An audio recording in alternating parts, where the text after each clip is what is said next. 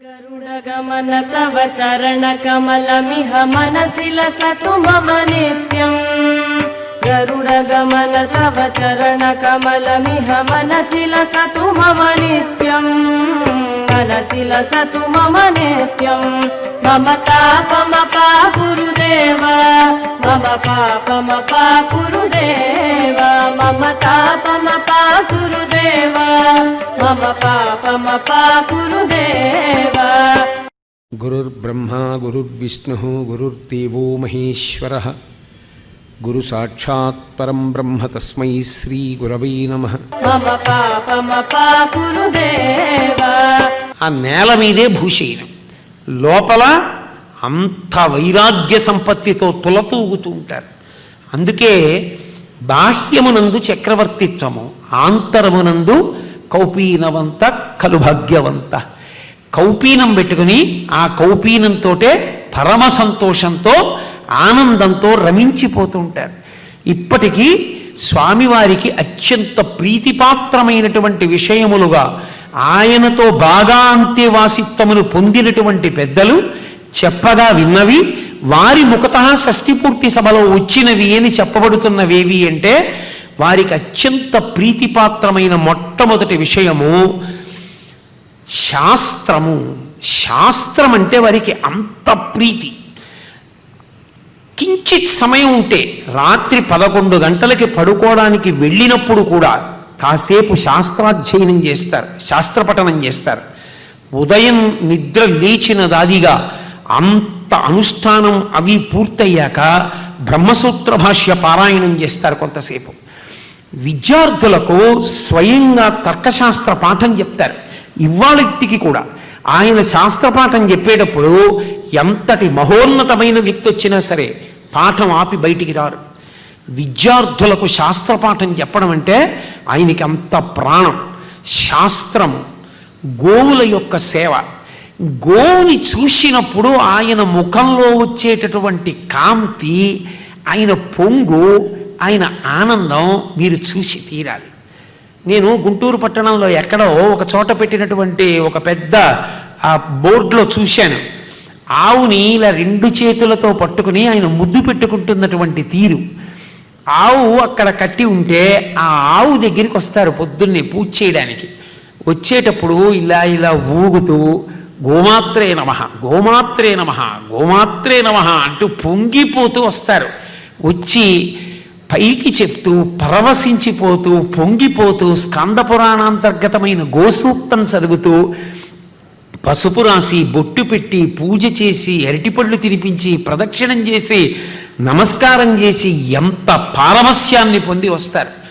గోపూజ, చంద్రమౌళీశ్వరారాధన, గురుభక్తి, ఇవి 4 అద్వితీయములు.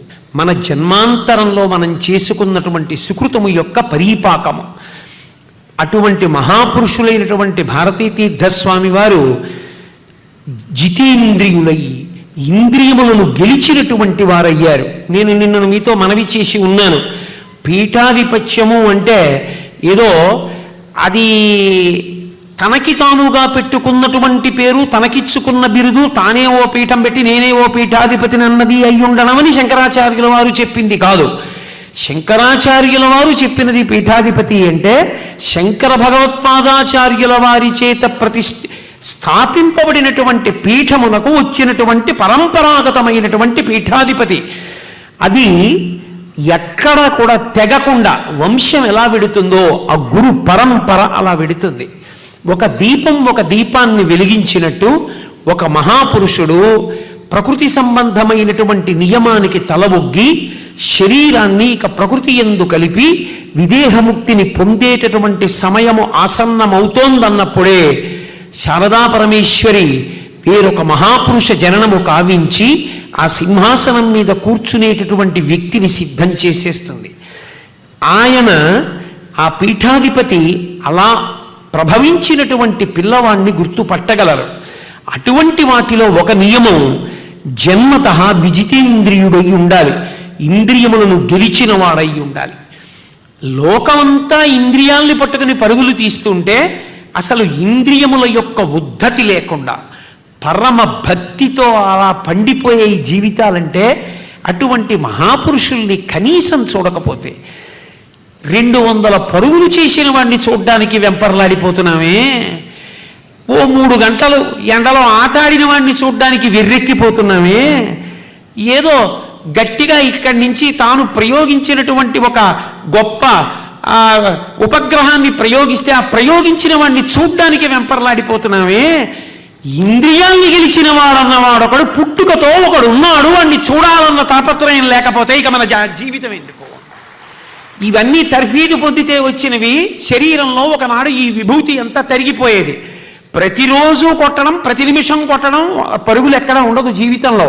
ప్రతి క్షణం వశిధారావ్రతం, పడిపోకుండా ఇంద్రియాన్ని గెలిచి నిలబడడం. అలా నిలబడిన వ్యక్తి ఒకడు ఉన్నాడు. ఆయన మా సనాతన ధర్మంలో శృంగగిరి పీఠానికి అధిపతి. ఆయన వస్తున్నారు, మేము చూస్తున్నాం అని పరమ పరవశంతో 2 చేతులొగ్గి చూడడానికి మనం సిద్ధం కాకపోతే ఇక మన జీవితాలు ఎంత నిజంగా ఆదరణీయమైనటువంటి స్థితిని పొందలేనివయ్యాయి అని చెప్పుకోవలసినటువంటి పరిస్థితి ఏర్పడుతుంది. కాబట్టి అంతటి మహాపురుషుడు. దీనితో పాటుగా వేదాంగములయందు నిష్ణాతుడైనటువంటి వ్యక్తి కావాలి. వేదము తెలిసి ఉండాలి. వేద మంత్రము, వేద స్వరము, వేదము చేత ప్రతిపాదింపబడినటువంటి అర్థము, దాని తాత్పర్యము, ఇవి కాక వేదమునకు పక్కన ఉండేటటువంటి శిక్ష, కల్పము, జ్యోతిషము మొదలైనటువంటి వేదాంగములు, వేదాంగములతో పాటుగా చతుశాస్త్రములైనటువంటి మీమాంస, తర్కము, వ్యాకరణము మొదలైనటువంటి శాస్త్రములు, ఇన్ని శాస్త్రములు చదువుకుని వీటితో పాటుగా కావ్యములు, పురాణములు, వీటన్నిటినీ చదువుకుని ఇన్ని చదువుకున్న వారై చాలా పై స్థాయిలో మాట్లాడారనుకోండి, కింద ఉన్నవాడికి ఏమందుతుంది? ఇన్ని తాను చదివి కూడా మేఘమంత కిందకి రాగలగాలి.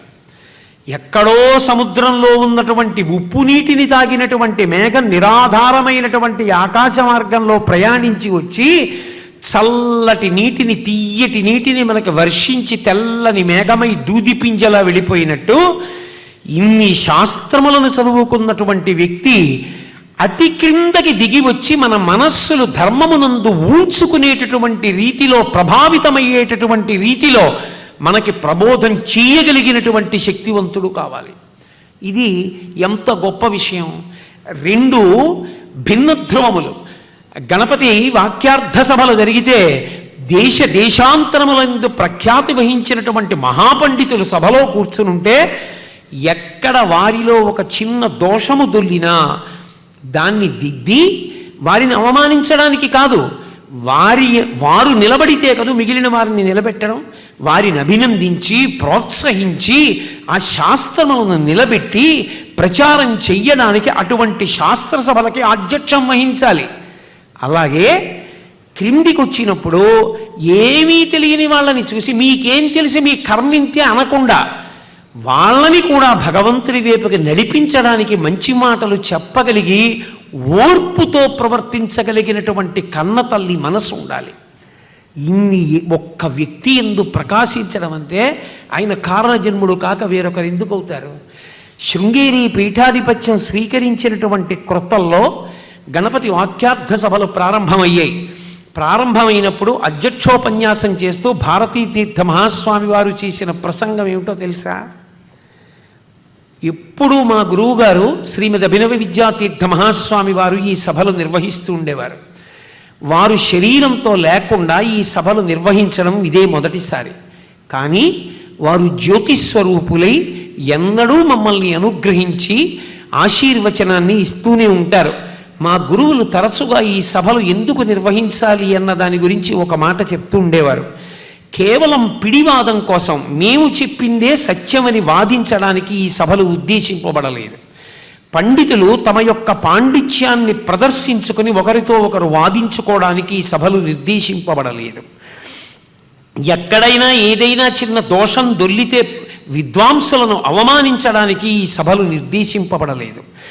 మనలో ఉన్నటువంటి అభిప్రాయాల్ని స్వేచ్ఛగా ప్రకటించుకొని ఇంకా ఎంత గొప్పగా సనాతన ధర్మాన్ని ప్రచారం చెయ్యవచ్చు అన్న విషయం గురించి ఇతమిద్ధమైన అభిప్రాయాన్ని ఏర్పాటు చేసుకోవడం కోసం ఈ సభలు ఏర్పాటు చేయబడ్డాయని మా గురువుగారైన అభినవ విద్యాతీర్థ మహాస్వామి వారు తరచుగా చెప్తుండేవారు.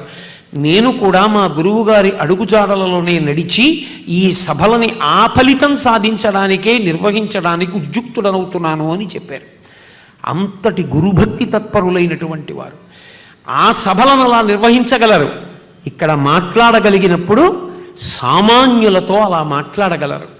అంతటి విద్వన్మణి, అంతటి తేజోమూర్తి, అటువంటి వారు ఈ 4 గుణములతో ప్రకాశించిన వారు కనుకనే గురువుగారు చదువుకోమన్న శాస్త్రాలన్నీ చదువుకున్నారు. ఇది చదివి నేనేం చేయమంటారు అని మాత్రం ఎన్నడూ అభినవ విద్యాతీర్థ మహాస్వామిని అడగలేదు. గురువుగారు చదువుకోమంటున్నారు, నేను చదువుకుంటున్నాను. నేను మీతో మనవి చేశా, లోకంలో ఎవరైనా చెప్పినది సలహా కావచ్చు, గురువు చెప్పినది మాత్రం ఎప్పుడు సలహా కాదు. గురువు చెప్పినది శాసనము. ఆ భావన ఎవరి ఎందుంటుందో వాడే శిష్యుడు. గురువుగారు చెప్పింది పాటించడం కష్టమని తనకు అనిపిస్తే వదిలిపెట్టేయడం, మహానుభావుడండి చెప్తారు అన్నవాడు శిష్యుడు ఎందుకు అవుతాడు? గురువుగారు చెప్పారంటే శాసనం అంతే. మనకిష్టమా ఇష్టం లేదా అనవసరం. ప్రభుత్వం ఒక నియమం చేసింది, నాకు అలా పాటించడం ఇష్టం ఉండదండి అంటే కుదురుతుందా? శృంగేరి పీఠంలో ఒక ఆశ్చర్యకరమైనటువంటి విషయం ఒకటి ఉన్నది. శృంగేరి పీఠంలో గురువులు శరీరాన్ని విడిచిపెట్టేసినంత మాత్రం చేత పీఠానికి సంబంధించినటువంటి కార్యక్రమాలలో వారి యొక్క ప్రమేయము అంతటితో పూర్తయిపోతుంది అనుకోవడం పొరపాటు. ఆ గురువులు తేజో విరాజితులై జ్యోతిస్వరూపులై వారు నిరంతరము తమ శిష్యుణ్ణి, పరంపరని, లోకాన్ని, ధర్మాన్ని ఒక కాపు కాస్తూనే ఉంటారు. అందుకే నాకు శృంగేరి వెడితే నాకు అత్యంత ప్రీతిపాత్రమైన ప్రదేశం ఏది అంటే అధిష్టానాల దగ్గరికి వెళ్ళి కూర్చోవడం. యథార్థంగా నేను శారదాంబ సన్నిధిలో కూడా చాలా తక్కువ గడుపుతాను. ఈ మధ్య నేను శృంగేరి వెళ్ళినప్పుడు కూడా నేను చాలాసేపు నా భార్యతో కలిసి వెళ్ళి కూర్చుని నేను గడిపింది ఆ జగద్గురువుల యొక్క అధిష్టానాల దగ్గర కూర్చోవడమే. ప్రత్యేకించి నాకు చంద్రశేఖర భారతీ మహాస్వామి వారి యొక్క అధిష్టానం దగ్గర కూర్చోవడం అంటే ఎనలేని ప్రీతి, ఎంత ఇష్టం. నాకు అక్కడ కూర్చుంటే చాలు, ఏం అక్కర్లేదు, నేనేం చదవక్కర్లేదు. కళ్ళు మూసుకొని ఆయన అధిష్టానం దగ్గర కూర్చుంటే ఆయన కారణజన్ముడు, ఆయన పుట్టడం, ఆయన మూకపంచశతి చదువుతూ ఉండడం, ఆయన సుందరకాండ పారాయణ చేయడం, ఆయన వైరాగ్యం, కాలభైరవ దేవాలయం దగ్గర కూర్చుని ఆయన గుండెలు బాదుకోవడం, ఆఖరికి శరీరంతో ఉండలేక శరీరాన్ని విడిచిపెట్టడం, శాస్త్రముల మీద ఆయనకున్న గురి, ఆయన పొందినటువంటి సమాధి, అబ్బబ్బా కారణజన్ముడని తలుచుకుంటూ అవన్నీ ఆయన అధిష్టానం దగ్గర కొన్ని గంటలు కూర్చుని లేస్తే చాలు, ఎంత సంతోషం. ఆ తుంగానది మీద ఉన్నటువంటి ఆ వారధి తలుపు తీసి అధిష్టానాల దగ్గరికి వెళ్ళొచ్చు అనే వరకు విద్యాశంకర దేవాలయం అరుగు మీద కూర్చుని అది తెరిచారనగానే వెళ్ళి అక్కడ కూర్చుంటుంటాను. ఎంత సంతోషమో నిజంగా. శృంగేరి మఠంలో ఇప్పటికీ గురువుల యొక్క అనుగ్రహం అలా ఉంటుంది. వారు శరీరాన్ని విడిచిపెట్టారని కాదు, వారు తేజోమూర్తులై నిరంతరం మనని గమనిస్తూనే ఉంటారు, గుండెల్లో పెట్టుకుని మనని కాపాడుతూనే ఉంటారు. నేను మీతో ఒక విషయం ప్రస్తావించవలసి ఉంటుంది. కేవలం తన ఉత్తరాధికారిని తాను నిర్ణయించడం కాదు, ఆ ఉత్తరాధికారి నిర్ణయింపబడే ముందు పూర్వాచార్యుల యొక్క ప్రమేయం ఉంటుంది. వారు మా ప్రమేయం ఉన్నది అని ఎరుకలోకి తెచ్చి ఆశీర్వదిస్తారు. భారతీతీర్థ మహాస్వామి వారికి పీఠాధిపత్యం ఇచ్చే ముందు, శిష్య స్వీకారం చేసే ముందు అదే జరిగింది. విద్యాసుబ్రహ్మణ్య అయ్యర్ అని ఒక మహానుభావుడు, ఆయన ధైర్యం చేసి చొరవ చేసి ఆ రోజుల్లో బహుశా ఈ సీతారామాంజనేయులు అన్న పిల్లవాడిని శిష్య స్వీకారం చేస్తారు అభినవ విద్యాతీర్థ మహాస్వామి అని ధైర్యం చేసి స్వామివారి దగ్గరికి వెళ్ళి అడగగలిగినంత సాహసం ఎవరు చెయ్యలేరు. కానీ విద్యాసుబ్రహ్మణ్య అయ్యర్ గారికి స్వామివారితో ఉన్నటువంటి ఆ సాన్నిహిత్యాన్ని పురస్కరించుకుని వారు ఒక మాట అడిగారు. ఏమో మఠ ప్రాంగణం అంతా మాట వినపడుతోంది, మీరు సీతారామాంజనేయుల్ని శిష్య స్వీకారం చేస్తారు అని అంటున్నారు. ఏ నోట విన్నా ఎక్కడ చూసినా పరమయోగ్యుడైన వ్యక్తి అని చెప్పుకుంటున్నారు. అది యథార్థమో కాదో మేము స్వామి వలన తెలుసుకోవచ్చా అని అడిగారు. శ్రీమద్ అభినవ విద్యాతీర్థ మహాస్వామి తల పంకించి అక్కడ పంచాంగం ఉంది, ఇలా పట్టండి అన్నారంతే. ఈ విద్యాసుబ్రహ్మణ్య అయ్యర్ వారు వెళ్ళి పంచాంగం తీసుకొచ్చి ఇచ్చారు. ఒకసారి పంచాంగం తీసి చూడండి, శిష్య స్వీకారానికి ఎప్పుడు బాగుంటుందో అన్నారు. ఆయన పంచాంగం తీసి అన్నారు, ఇది కన్నడంలో ఉంది, ఈ పంచాంగం నాకు రాదు, ఈ భాష తెలియదు, నాకు తమిళం అయితే తెలుస్తుందన్నారు. ఓ, ఆ పక్కన చూడండి తమిళ పంచాంగం ఉంది, ఇది పెట్టెత్తండి అన్నారు. ఇది పెట్టి తమిళ పంచాంగం కోసం పుస్తకాలు జరుపుతూ ఇలా తీశారు. ఇలా తీసేటప్పటికి దాని వెనక నుంచి ఎప్పటివో పాత కాగితాలు కింద పడ్డాయి. ఏమిటి కాగితాలని వంగి తీసి స్వామికి ఇచ్చారు. అవి విప్పి ఇలా తీశారు. ఒకప్పుడు చంద్రశేఖర భారతీ స్వామి అభినవ విద్యాతీర్థ మహాస్వామిని శిష్య స్వీకారం చేసినప్పుడు ఏ ఏ కార్యక్రమాలు జరగాలో, ఎలా శిష్య స్వీకారం జరగాలో ఆ కార్యక్రమ వివరాలన్నీ వ్రాసి ఉన్న కాగితం కింద పడింది పంచాంగంతో. ఓ, మా గురువు గారు అనుగ్రహించారు. అభినవ విద్యాతీర్థ మహాస్వామి వారి గురువు గారు చంద్రశేఖర భారతీ స్వామి వారు. మా గురువు గారు అనుగ్రహించారు ఈ పిల్లవాణ్ణి నా శిష్యుడిగా స్వీకరించి యోగపట్టం ఇవ్వడానికి, కాబట్టి ఇతనికి ఇవ్వచ్చు నిర్ణయం చేసుకున్నారు. ఇప్పుడు నాకు చెప్పండి, అందుకే ప్రతిరోజు కూడా అంత నియమంగా శృంగేరి పీఠాధిపతులు పూర్వాచార్యుల యొక్క అధిష్టానాలకి ప్రదక్షిణాలు చేసి పూజ చేసి నమస్కరిస్తారు. తాము బయలుదేరితే చాలు తమతో పాటు గురుపాదుకల్ని తీసుకెడతారు. వెంటనే ముహూర్త నిర్ణయం జరిగింది. దేవీ నవరాత్రి ఉత్సవాలు అయ్యాయి. ఉత్సవాలు అయిన తర్వాత అభినవ విద్యాతీర్థ మహాస్వామి ప్రకటన చేశారు. నవంబర్ 11, 1974 సంవత్సరం శిష్య స్వీకారం చేస్తున్నాను, ఈ పిల్లవాణ్ణి నా శిష్యుడిగా స్వీకరిస్తున్నాను. తండ్రి గారైన వెంకటేశ్వరావధానులు గారిని పిలిపించి చెప్పారు, నీ రెండవ కుమారుడైన దక్షిణామూర్తి నీ జీవితంలో యోగక్షేమాలు చూస్తాడు, నేను తీసుకుంటున్నాను శిష్యుడిగానని. చాలా సంతోషించారు. తల్లిగారికి చెప్పారు. అనంతలక్ష్మమ్మ గారు ముందు బాధపడ్డారు, కానీ అంతటి గొప్ప స్థితిని పొందుతున్నారని ఆవిడ కూడా అనుమతించారు. తదనంతరం శిష్య స్వీకారంగా తదంతర్గతంగా జరగవలసినటువంటి కార్యక్రమాలకి ఏర్పాట్లు పూర్తయ్యాయి. ఆ ముందు రోజు జరగవలసిన కార్యక్రమాలు పూర్తయ్యాయి. పిల్లవాడు సంధ్యావందనం చేసుకున్నాడు. తుంగానదిలోకి వెళ్ళి అప్పటి వరకు కట్టుకున్నటువంటి వస్త్రాల్ని విడిచిపెట్టేసి, మొలత్రాడు యజ్ఞోపవీతం అన్నీ విడిచిపెట్టేసి గురువుగారి దగ్గరికి వెళ్ళారు. గురువుగారు వెంటనే ఆ పిల్లవాడికి కాషాయ వస్త్రాలు, కమండలం, దండం బహూకరించారు. బహూకరించి తిన్నగా తన గురువుగారి అధిష్టానం చంద్రశేఖర భారతీ మహాస్వామి వారి యొక్క బృందావన అధిష్టానం దగ్గరికి తీసుకెళ్లారు. తీసుకెళ్ళి అది వాళ్ళ జీవితంలో ఉన్న గొప్ప విషయం. తల్లి, తండ్రి, దైవం అన్నీ వాళ్ళకి గురువే. గురువు ఒకటి, పీఠాదిదేవత ఒకటి కాదు. గురువే పీఠాదిదేవత, పీఠాదిదేవతయే గురువు.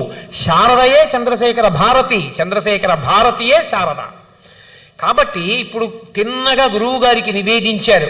గురువుగారి అనుమతితో భారతీ తీర్థ అన్న యోగపట్టంతో ఆ పిల్లవాణ్ణి శిష్యుడిగా స్వీకరించారు. అప్పుడు సీతారామాంజనేయులు అన్న పూర్వాశ్రమనామం తొలగిపోయి భారతీ తీర్థ మహాస్వామి మనందరినీ అనుగ్రహించడానికి, భారతదేశ చరిత్రలో సువర్ణాధ్యాయాన్ని ఆవిష్కరించడానికి శృంగగిరి పీఠానికి ఉత్తరాధికారిగా అభినవ విద్యాతీర్థ మహాస్వామి వారి శిష్యులుగా భారతీ తీర్థ మహాస్వామి వారు రంగప్రవేశం చేయడం జరిగింది. కానీ అనితర సాధ్యమైనటువంటి గురుభక్తి, భారతీ తీర్థ మహాస్వామి వారి యొక్క గురుభక్తిని చూసి ఒక వ్యక్తి, మహావిద్వాంసుడు, విద్యావేత్త, అంతటి గొప్పవాడు, ఆయన పేరు విచిత్రం ఏమిటంటే మండల మిశ్రుడు. ఆయన ఒకానొకప్పుడు అభినవ విద్యాతీర్థ మహాస్వామి వారి దగ్గరికి వెళ్ళి అడిగేట, నేను శంకరాచార్యుల వారి వెనక ఉన్న నలుగురు శిష్యులతో కూడుకున్న మూర్తిని చూసినప్పుడు అనుకుంటూ ఉంటాను, అసలు శంకరాచార్యుల వారు ఈ నలుగురు శిష్యులు కలిపి ఎంత ప్రేమగా ఉండేవారో ఎలా తెలుస్తుంది అని అనుకుంటూ ఉండేవాడిని. నా ఆ కొరత తీర్చడానికేమో మీరు భారతీ తీర్థస్వామి మీ ఇద్దరిని చూస్తుంటే నిజంగా ఆశ్చర్యంగా ఉంటుంది. ఏమి ప్రేమ మీకు శిష్యుడి మీద, ఏమి భక్తి మీ శిష్యుడికి గురువు మీద. ఎంత జాగరూకత పాటించేవారంటే అభినవ విద్యాతీర్థ మహాస్వామి వారు నడుస్తుంటే కనీసంలో కనీసం ఆయన కన్నా ముందు ఎన్నడూ నడిచేవారు కాదు. గురువుగారు నడుస్తుంటే గురువు గారి నీడ దాటి శిష్యుడు ముందుకు వెళ్ళేవాడు కాదు, గురువు వెనకే. గురువు శిష్యుడు సభలోకి వచ్చి వేదిక మీదకి వస్తే గురువుగారు ముందు ఆసనం మీద పూర్తిగా సుఖాసీనులై కూర్చుని సత్యదండాన్ని చేత్తో పట్టుకుని ఆయన ప్రశాంతంగా ఉన్నారు, ఇప్పుడు పూర్తిగా ఆసీనులయ్యారు అని చూసిన తరువాత అప్పుడు ఆసనం మీద కూర్చునేవారు భారతీ తీర్థ మహాస్వామి. తప్ప గురువుగారు ఇంకా ఆసనం మీద కూర్చోకముందే చటుక్కున తాను కూర్చోవడం అన్నది ఎన్నడూ చేసేవారు కాదు. గురువుగారు మాట్లాడకుండా తను మాట్లాడేవారు కాదు. గురువుగారు ఏది మాట్లాడారో దాన్నే మళ్ళీ వివరించి బాగా నాటుకునేటట్టు చెప్పేవారు తప్ప గురువుగారు చెప్పని విషయాన్ని సభలో స్పృశించి గురువుగారు చెప్పిందా శిష్యుడు చెప్పిందా అని అనుమానం వచ్చేటట్టు ఎన్నడూ మాట్లాడేవారు కాదు. గురువు చెప్పిన మాటని సమర్థించడానికే, అది బాగా నాటుకోవడానికే తన యొక్క ప్రజ్ఞని వినియోగించేవారు. ఎప్పుడు గురువుగారు మాట్లాడినా ఆ మాటని శిరోధార్యంగా ఆజ్ఞగా భావన చేసేవారు. ఆయన మాట్లాడుతుంటే అంత చెవులొగ్గి అంత జాగ్రత్తగా వింటుండేవారు. నిద్ర లేవగానే మొట్టమొదటి కార్యక్రమం ఏమి అంటే తిన్నగా వెళ్ళి తన గురువు గారికి సాష్టాంగదండ ప్రణామం చేసి ఆయనకి నమస్కారం చేసి వచ్చేవారు. అంత వినయ విధేయతలతో గురువు పట్ల ప్రవర్తించేవారు. ఒకానొక సభలో శ్రీరంగం అనుకుంటాను, శ్రీరంగంలో సభ జరుగుతున్నటువంటి రోజుల్లో ఒకరోజు అభినవ విద్యాతీర్థ మహాస్వామి తన అనుగ్రహ భాషణాన్ని పూర్తి చేసి ఒక మాట అన్నారు. నా శిష్యుడు మంచి విద్వాంసుడు, చాలా బాగా మాట్లాడగలడు, కానీ బహుశా ఇవాళ ఎక్కువసేపు మాట్లాడలేడు అనుకుంటున్నాను. ఎందుచేత అంటే ఇప్పటికే ఆ చంద్రమౌళీశ్వరారాధనకి సంబంధించినటువంటి వేళ దాటిపోయింది కాబట్టి అతను తొందరగా స్నానం చేసి అనుష్ఠానం చేసుకుని చంద్రమౌళీశ్వరారాధనకి రావలసి ఉంది, అందుచేత బహుశా ఇవాళ ఎక్కువ మాట్లాడలేడేమో అని తన శిష్యుణ్ణి మాట్లాడమన్నారు. వెంటనే భారతీ తీర్థ మహాస్వామి అన్నారు, గురువుగారి యొక్క ఆజ్ఞ పాటించడం ఒక్కటే నాకు తెలిసున్న విషయం, ఎక్కువ మాట్లాడలేడేమో అని తన శిష్యుణ్ణి మాట్లాడమన్నారు. వెంటనే భారతీ తీర్థ మహాస్వామి అన్నారు, గురువుగారి యొక్క ఆజ్ఞ పాటించడం ఒక్కటే నాకు తెలిసున్న విషయం. మా గురువుగారు అన్యాపదేశంగా నాతో ఒక విషయం చెప్పారు, ఇప్పుడు నువ్వు మాట్లాడడం కన్నా స్నానం చేసి అనుష్ఠానం చేసుకుని చంద్రమౌళీశ్వరారాధనకి రావడం ప్రధానమని. గురువుగారి ఆజ్ఞని ఔదల దాల్చి స్నానానికి వెళ్ళిపోతున్నాను కాబట్టి ఇక్కడితో నా అనుగ్రహ భాషణం పూర్తయిపోయింది. గురువు యొక్క మాట అంటే అలా ఔదల దాల్చేవారు. గురువు అంటే గురువే, గురువు కన్నా ఆయన దృష్టిలో ఇంకొకటి లేదు. కళలో కూడా ఆ భావన ఉండేది కాదు. గురువు గారంటే గురువుగారే. గురువుగారు ఒక మాట అన్నారు, అది ఎలా అవుతుంది అని ఎన్నడూ అనేవారు కాదు. మా గురువు గారు అన్నారా, అయితే అవుతుంది తప్పకుండా, అంతే. అది అయ్యే అవకాశం లేదని తెలిసినా కూడా ఆయన నమ్మకం ఏమిటంటే గురువుగారి అనుగ్రహం చేయిస్తుంది. అలా చేయించిన రోజులు ఉన్నాయి. ఒకానొకప్పుడు పోస్టల్ డిపార్ట్మెంట్లో పనిచేసినటువంటి ఒక వ్యక్తి 15 సంవత్సరముల తర్వాత పదవీ విరమణ చేశాడు స్వచ్ఛందంగా. ఏదో అతనికి ప్రభుత్వం నుంచి రావలసినటువంటి సొమ్ము విషయంలో తేడా వచ్చి అతనికి ప్రభుత్వం చెల్లించలేదు. అతను దాని మీద కోర్టులో కేసు వేసి సంపాదించుకోవచ్చా అన్న విషయంలో నిర్ధారణ చేసుకోవడానికి ఒక న్యాయవాది దగ్గరికి వెళ్ళాడు. న్యాయవాది ఆ కాగితాలన్నీ పరిశీలించిన తరువాత చూసి అన్నాడు, తప్పకుండా మీరు ఈ వ్యాజ్యం గెలుస్తారు, మీకు ప్రభుత్వం నుంచి రావలసిన ద్రవ్యం అందుతుంది, కాబట్టి నేను ఇవాళే కేసు వేస్తానన్నాడు. ఆయన అన్నారు, ఆయన శృంగేరి పీఠానికి అభినవ విద్యాతీర్థ మహాస్వామి వారికి పరమభక్తులు. ఆయన అన్నారు, ఒక్కసారి మా గురువుగారి దగ్గరికి వెళ్ళి నమస్కారం చేసి వచ్చి కేసు వేస్తాను. పూర్వం ముందు మా గురువుగారిని అడిగాను, అడిగితే మా గురువుగారు గెలుస్తావు, వెయ్యి తప్పకుండా కేసు అన్నారు. కాబట్టి మా గురువు గారికి నమస్కారం చేసి వచ్చాక కేసు వేద్దురుగానన్నారు. ఆ లాయర్కి కోపం వచ్చి అన్నాడు, నేను కేసు వేయడానికి మీ గురువు గారికి నమస్కారం చేసి వస్తావా, ఓ పని చేయి, మీ గురువుగారినే వాదించమని వచ్చి కేసు అన్నాడు. అంటే ఆయనకి బాధ కలిగింది. గురువుగారిని ఇంత మాట అన్నాడని అతనికి సంప్రదించినందుకు ఇవ్వవలసిన డబ్బు ఇచ్చేసి ఆ కాగితాల కట్టబుచ్చుకొని శృంగేరి వచ్చారు. అప్పటికి అభినవ విద్యాతీర్థ మహాస్వామి ఆ విదేహముక్తి పొందేశారు. తిన్నగా భారతీ తీర్థ మహాస్వామి వారి దగ్గరికి వెళ్ళారు. వెళ్ళి భారతీ తీర్థ మహాస్వామిని అడిగారు, అయ్యా గురువు మహాసన్నిధానం గారు అనేవారు గురువు గారిని, అభినవ విద్యాతీర్థ మహాస్వామి వారు శరీరంతో ఉన్న రోజులలో వచ్చి వారి యొక్క అనుమతి తీసుకున్నాను. లాయర్ని అడిగితే ఇలా కఠినంగా మాట్లాడాడు, బాధ కలిగి వచ్చేసాను. అందుకని మీరు అనుగ్రహించండి, కేసు వేయమంటారా అన్నారు. నమస్కారం పెట్టి పెడదామని వచ్చాను. పెద్ద గురువు గారు వేయమన్నారు, వేసేస్తాను. భారతీ తీర్థ మహాస్వామి వారు కళ్ళు మూసుకొని తల పంకించి అన్నారు, మా గురువుగారు వేయమన్నారుగా, వేసేయండి, మా గురువుగారే చూసుకుంటారు అన్నారు. తిన్నగా వెళ్ళి కేసు వేసేశాడు. 15 సార్లు వాయిదా పడిపోయి ఆ కేసు నడవల. ఇదెక్కడి ప్రారంధమని పాపం ఆ పదవీ విరమణ చేసిన ఉద్యోగి బాధపడుతున్నాడు. అనుకోకుండా బెంగళూరు బెంచ్ సెలవులో వెళ్ళడంలో తమిళనాడు నుంచి ప్రత్యేకంగా బెంచ్ వచ్చింది. ఒక జటిలమైన కేసు విచారణ చేసి కొద్ది సమయమే ఉంది, వాళ్ళు లేచిపోతున్నారు. ప్రభుత్వం తరపున వాదించేటటువంటి ప్లీడర్ ఈ కేసు తీసి, అయ్యా ఇది చాలా చిన్న కేసు, ఇతను 15 ఏళ్ళు పనిచేశాడు, ప్రభుత్వం నుంచి కొంత ఇతనికి ద్రవ్యం రావాలంటున్నాడు, ఇది విచారించి మీరు తీర్పు ఇచ్చేస్తే బాగుంటుందన్నారు. వాళ్ళు మళ్ళీ కూర్చుని ఏమిటి చెప్పండి కేసు అన్నారు. చదివి వినిపించాడు. అతను వినిపించి, ఇతనికి ప్రభుత్వం నుంచి రాకూడదు ద్రవ్యం, ప్రభుత్వం ఇవ్వక్కర్లేదు, ఇతను వేసిన వ్యాజ్యాన్ని కొట్టేయండి చాలన్నాడు. అతను ప్రభుత్వం తరపున వాదన.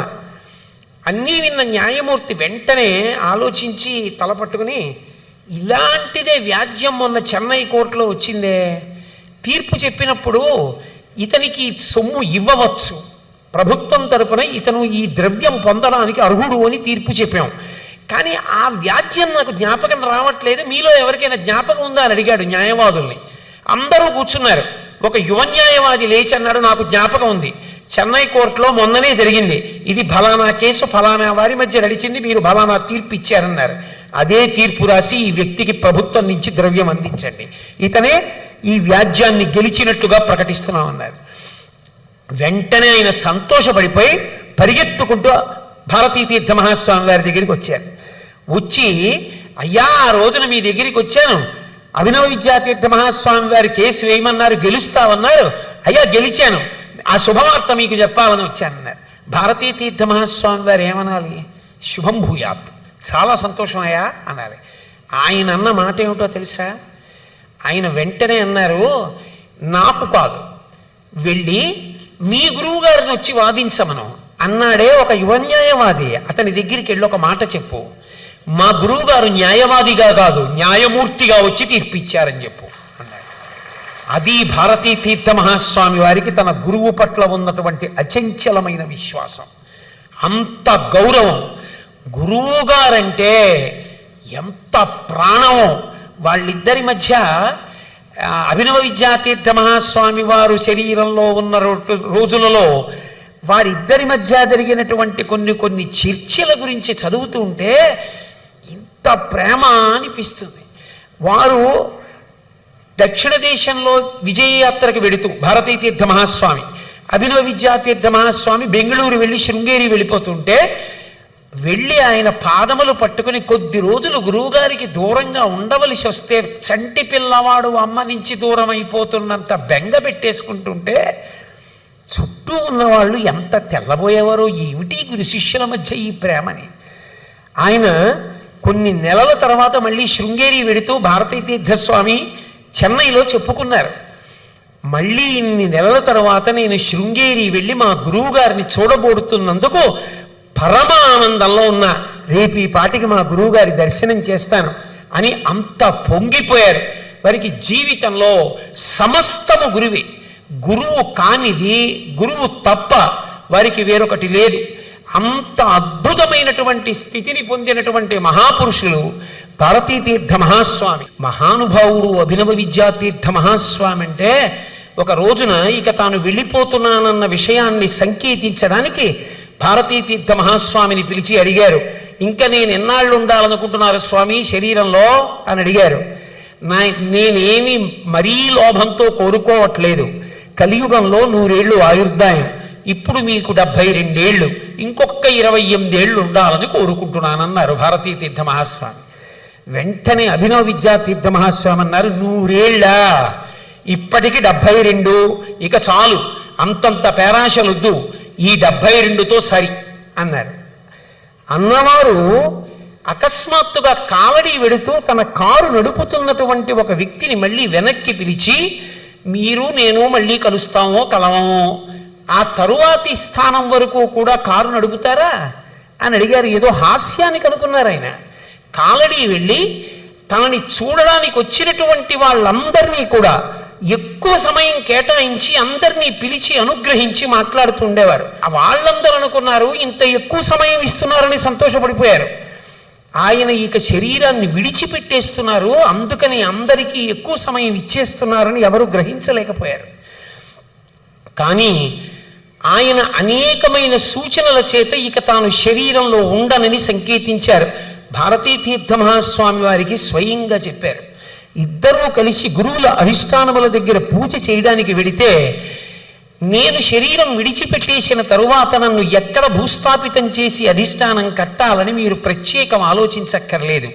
ఇదిగో సచ్చిదానంద శివాభినవ నరసింహ భారతీ స్వామి వారి యొక్క అధిష్టానం పక్కన ఈ స్థలం ఉందే, ఇందులో నా శరీరాన్ని ఉంచండి అని వారు స్థలాన్ని కూడా నిర్దేశించారు. నేను ఈ మాటలు ఎందుకు మనవి చేస్తున్నానంటే, భారతీ తీర్థ మహాస్వామి వారి యొక్క అచంచలమైన గురుభక్తి ఎటువంటిదంటే, వారు పీఠాధిపతిగా స్వీకారం పొందగానే, పీఠాధిపతి కాగానే తుంగా నది మీద ఏర్పాటు చేయబడినటువంటి సేతువుకి పేరుంచవలసి వచ్చింది.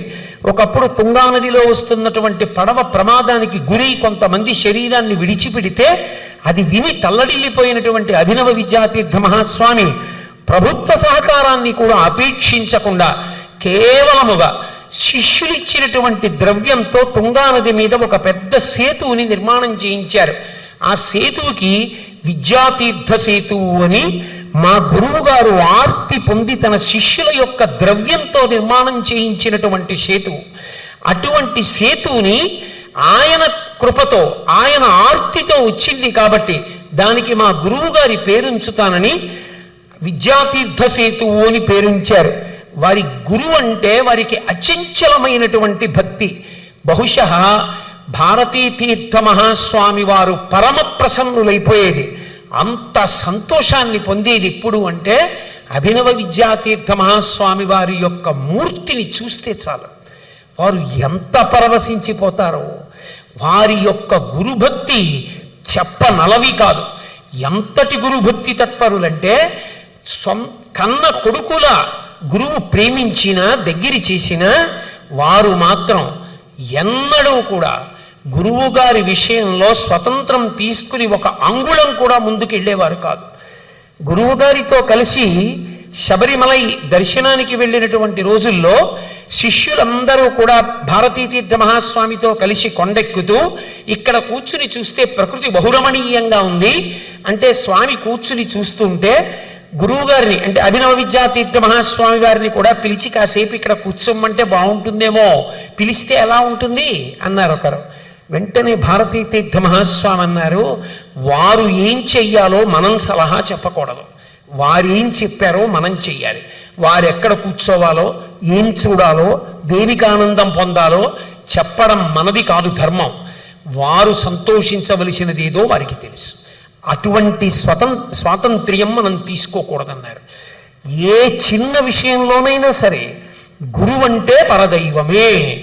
గురువు గారి మనసు నొచ్చుకునేటటువంటి చిన్న సందర్భం కూడా ఉండేది కాదు.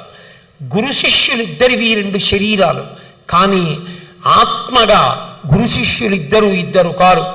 విశ్వం పశ్యతి కార్యకారణతయా స్వస్వామి సంబంధిత శిష్యాచార్యత తథైవ పితృపుత్రాత్మనాభేతత స్వప్నే జగ్రతివా ఏష పురుషో మాయా పరిభ్రామిత తస్మై శ్రీ గురుమూర్తయే నమ ఇదం శ్రీ దక్షిణామూర్తయే అన్నట్టు గురు శిష్యులిద్దరూ ఆత్మతః ఒక్క వస్తువుగా ఉండేవారు. ఒక వ్యక్తి అభినవ విద్యాతీర్థ మహాస్వామి వారి దగ్గరికి వెళ్ళి, అయ్యా దక్షిణాయనం నేను ఇల్లు కట్టుకున్నాను, గృహప్రవేశం చేస్తాను, కొడుక్కి ఉపనయనం చేద్దాం అనుకుంటున్నాను అన్నారు. అభినవ విద్యాతీర్థ మహాస్వామి వారి దగ్గరికి వెళ్ళక ముందు భారతీ తీర్థ మహాస్వామి వారి దగ్గరికి వచ్చారు. భారతీ తీర్థ మహాస్వామి అన్నారు, మీ గృహప్రవేశం చెయ్యండి, మా ఆశీస్సు మీకు పుష్కలంగా ఉంటుంది. ఉపనయనం మాత్రం ఇప్పుడు చెయ్యకండి, దక్షిణాయనం అది శాస్త్ర విరుద్ధం. ఉత్తరాయణం వచ్చిన తర్వాత పిల్లవాడిని శృంగేరి తీసుకొచ్చి చేసుకోండి, ఇక్కడ మా ఆశీస్సు మీకు పుష్కలంగా ఉంటుందన్నారు. అయ్యో పిల్లవాడికి ఉపనయనం వద్దన్నారే, పెద్ద ఆయన్ని అడిగితే ఎలా ఉంటుందో చూద్దాం, ఆయన ఆశీస్సు దొరుకుతుందేమోనని వచ్చినటువంటి వ్యక్తి అభినవ విద్యాతీర్థ మహాస్వామి వారి దగ్గరికి వెళ్ళి, అయ్యా ఇలా దక్షిణాయనం ఇల్లు కట్టుకున్నాను, గృహప్రవేశం చేస్తున్నాను, కొడుక్కి ఉపనయనం కూడా చెయ్యాలనుకుంటున్నాను అన్నారు. తప్పకుండా మీరు ఇల్లు గృహప్రవేశం చేయండి, మా ఆశీస్సు ఉంటుంది. దక్షిణాయనం కదూ, ఉపనయనం చేయడం శాస్త్ర విరుద్ధం, ఇప్పుడు చేయకండి. ఉత్తరాయణం వచ్చిన తర్వాత మీ అబ్బాయిని తీసుకుని శృంగేరి వచ్చి చేసుకోండి, మా ఆశీర్వచనం పుష్కలంగా ఉంటుంది.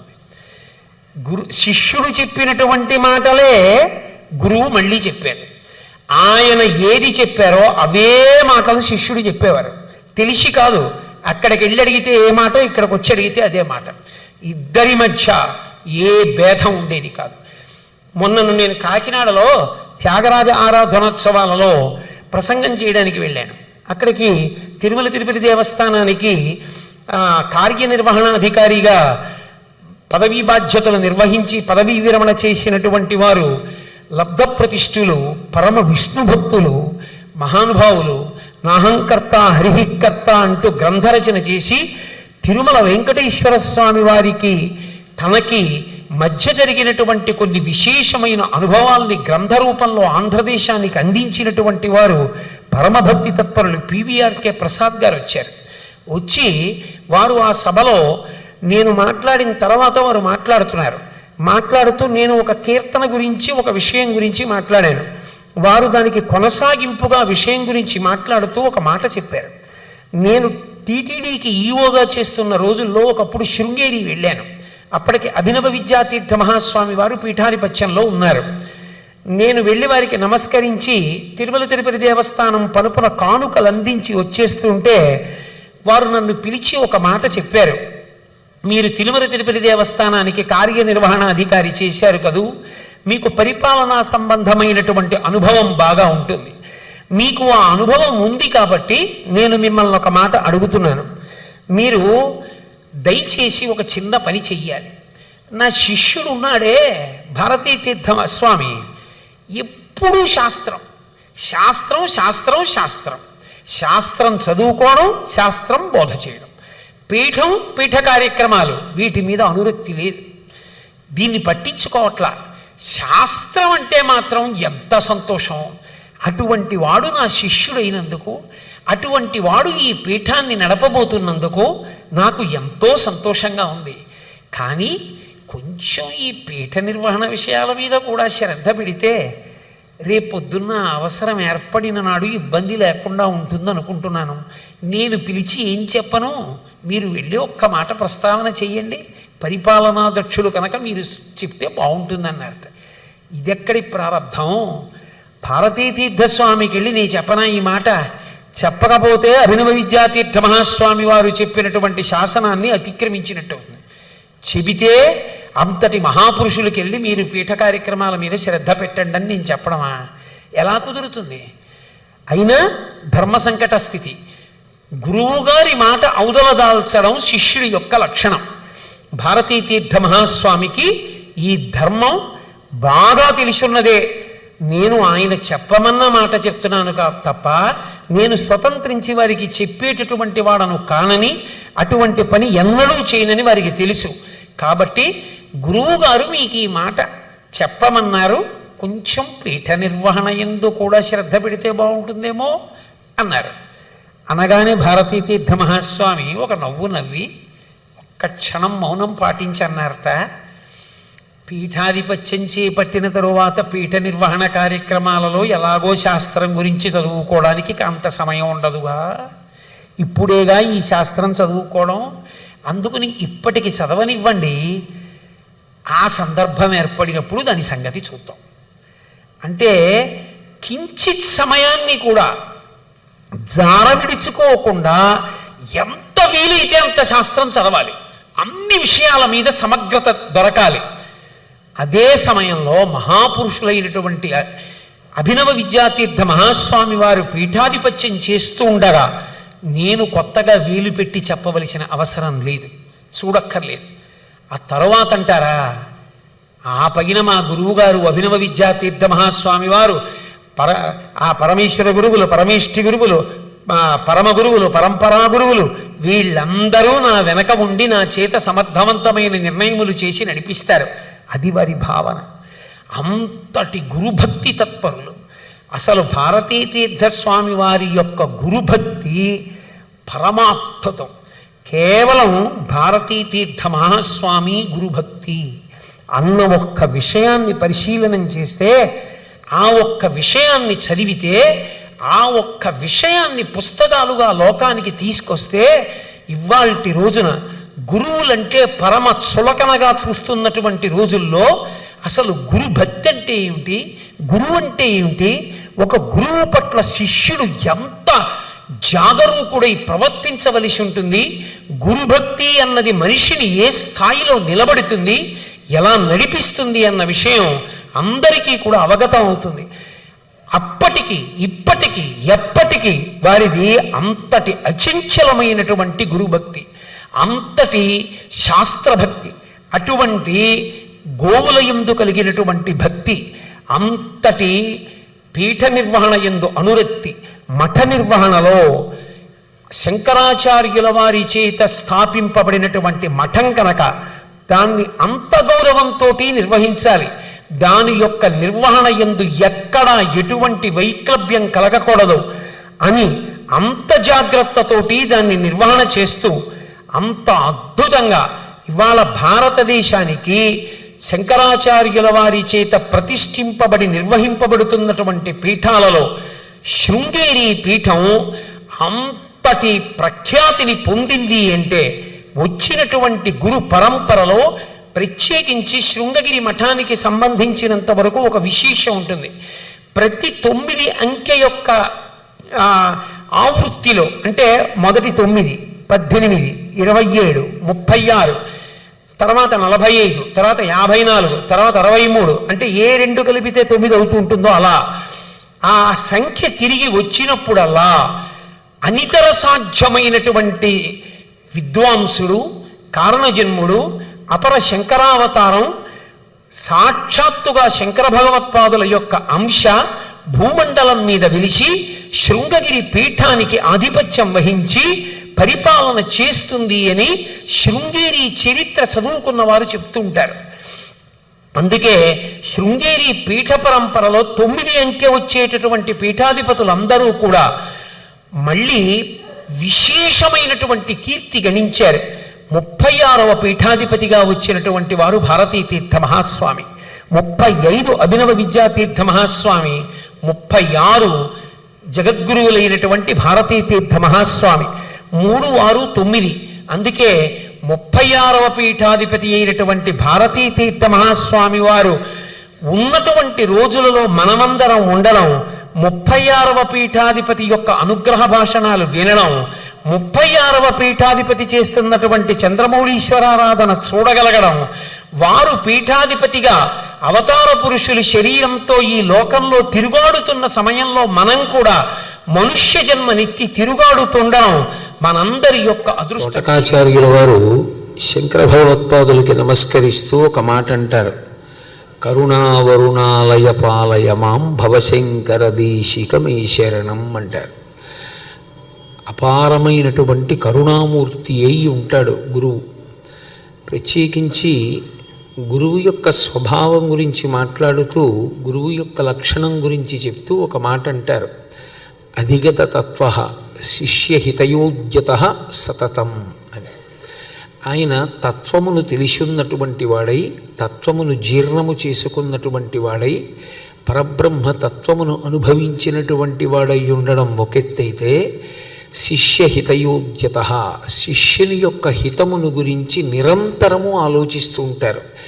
ఎప్పుడూ మధ్యలో ఏదో ఆలోచించడం కాదు, సతతం ఎల్లవేళలా కూడా తనని ఆశ్రయించి ఉన్నటువంటి శిష్యుల యొక్క అభ్యున్నతి కొరకు, వారిని భగవన్మార్గంలో నడిపించడానికి కావలసిన మంచి మాటలు తాను ఎలా చెప్పవలసి ఉంటుంది అన్న విషయం గురించి, శిష్యుల యొక్క అభ్యున్నతిని గూర్చి గురువు నిరంతరము ఆలోచన చేస్తూనే ఉంటారు. అదే వారికి మన పట్ల ఉన్నటువంటి కారుణ్యం. ఎందుచేత అంటే ఒక చోట శంకరాచార్యుల వారే అంటారు, లోకము యొక్క స్థితి సహజముగా ఎలా ఉంటుంది అంటే నళినీదళగత జలమతి తరళం తత్వజీవితమతిశయ చపలం వాజ్యభిమానగ్రస్తం లోకం శోకచ హంత సమస్తం అంటారు. నళినీదళగత జలమతి తరళం తత్వజీవితమతిశయ చపలం. ఒక తామరాకు మీద ఉండేటటువంటి నీటి బొట్టు చించలంగా ఉండి ఎంత తేలికగా జారి కింద పడిపోతుందో అంత అల్పమై శాశ్వతత్వమును పొంది ఉంటుందని చెప్పడానికి సాధ్యము కానటువంటి జీవితము కలిగినటువంటి మనుష్యుడు విద్ధిర్వ్యాధ్యభిమానగ్రస్తం, ఎప్పుడూ అభిమానము చేత వ్యాధి చేత బాధపడుతున్నటువంటి వాడై లోకం శోకచ హంత సమస్తం, ఈ లోకమంతా శోకము చేత హతమై కనపడుతున్నది అంటారు. మనుష్యులను పట్టి పీడించేవి రాగద్వేషములు. రాగము ద్వేషము ఈ రెండు యథార్థమునకు ఒకటే. ఒకటి అనురక్తి. ఆ అనురక్తి ప్రీతిగా మారి దాని వలన అనుకున్నటువంటి సంకల్పం నెరవేరకపోతే వచ్చేటటువంటిది క్రోధము. తీరితే పొందేది కామము. కామము క్రోధము ఒక తీగకు ఉండేటటువంటి రెండు ఆకుల వంటివి. అటువంటి స్థితిలో లోకం అంతా ఉంటే వాళ్ళు ఎలా పోతే నాకెందుకని కాకుండా వాళ్ళ పట్ల దయ కలిగినటువంటి వారై పరమదయాళువై శిష్యులను ఉద్ధరించడానికి ప్రయత్నం చేసేటటువంటి లక్షణం గురువు యందు సహజముగా ప్రకాశిస్తుంది. ఆ కారుణ్యం అనేటటువంటిది అంత తేలికగా అలవడేటటువంటి విషయం కాదు. కానీ అలా సంసారమునందు మగ్నమై జన్మ పరంపరలలో కొట్టుమిట్టాడుతూ సంసార భ్రమణ పరితాపము పొందినటువంటి జీవులకు శాంతి కల్పించడానికి, వాళ్ళని భగవన్మార్గంలో నడిపించడానికి, అపూర్వమైనటువంటి మనుష్య దేహాన్ని పొంది కూడా మనుష్య శరీరము యొక్క ప్రయోజనాన్ని స్మృతిలోకి తెచ్చుకోలేనటువంటి వారికి మళ్ళీ ఆ శరీరము యొక్క వైభవాన్ని ప్రకాశింపచేసి శాస్త్రాన్ని తోడుగా ఇచ్చి శ్రద్ధ కల్పించడంలో గురువుది అద్వితీయమైనటువంటి పాత్ర. అందులో ఆయనకి దయ అనేటటువంటిది లేకపోతే ఇన్ని గురువుకి తెలిసి ఉన్నప్పటికీ కూడా మనకి దాని వలన ఉండేటటువంటి ప్రయోజనము అతి స్వల్పమైపోతుంది. శంకర భగవత్పాదుల దగ్గర నుండి కూడా గురు పరంపరకి ఉండేటటువంటి ప్రధాన లక్షణము వారి యొక్క దయయే. ఎంత దయామయులై ఉంటారు అంటే తెలియనితనం అనేది వాళ్ళ దగ్గర ఉంటుంది. కాబట్టి తెలిసున్నవాడను అన్న మాటకు అర్థం నేను వాళ్ళ అజ్ఞానాన్ని మన్నించవలసి ఉంటుంది అనేటటువంటి ఉదార బుద్ధితో గురువు ఉంటాడు. అందుకే నేను మీకు ఒక ఉదాహరణ చెప్పాలి అంటే భారతీతీర్థ మహాస్వామి వారు పీఠాధిపత్యం స్వీకరించినటువంటి రోజుల్లో ఒక విశేషం జరిగింది. ఎక్కడో ఒక ఊరు నుంచి ఓ పిల్లవాడు వచ్చాడు. వచ్చి అయ్యా నాకు మంత్రోపదేశం ఇవ్వాలి మీరు అని అడిగాడు. అడిగితే భారతీతీర్థ మహాస్వామి వారు ఆ పిల్లవాడిని దగ్గరికి పిలిచారు. అది ఏమైనా రైతు బజార్లో దొరికే సరుక? అయ్యా నాకు మీరు మంత్రోపదేశం ఇవ్వాలంటే వెంటనే కూర్చోబెట్టి మంత్రోపదేశం చేయడానికి, మంత్రోపదేశం అడగడానికి ఒక పద్ధతి ఉంటుంది. దానికి తగిన అర్హుడు అని అనిపిస్తే మంత్రం ఇస్తారు. భారతీతీర్థ మహాస్వామి ఆ వచ్చినటువంటి పిల్లవాని యొక్క అజ్ఞానాన్ని అమాయకత్వాన్ని దృష్టిలోకి తీసుకున్నారు.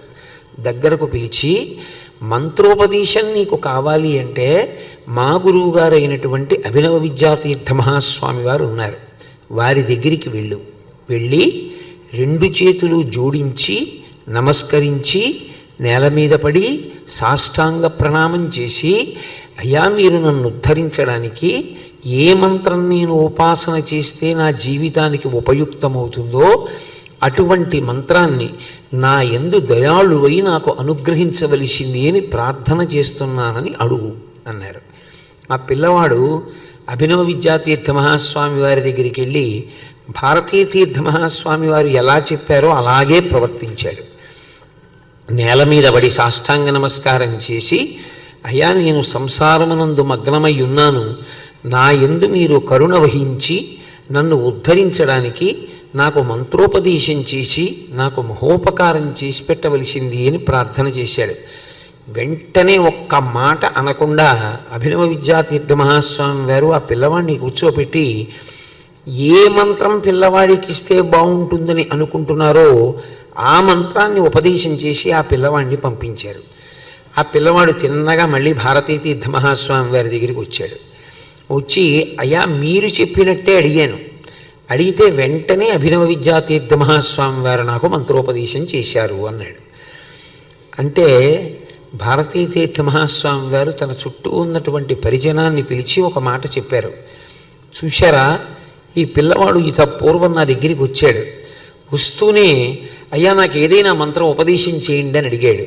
అది కాదు కదూ అడగవలసిన పద్ధతి, అలా కాదు కదా మంత్రోపదేశాన్ని పొందవలసింది. వినయంతో గురువుని ప్రార్థన చెయ్యాలి.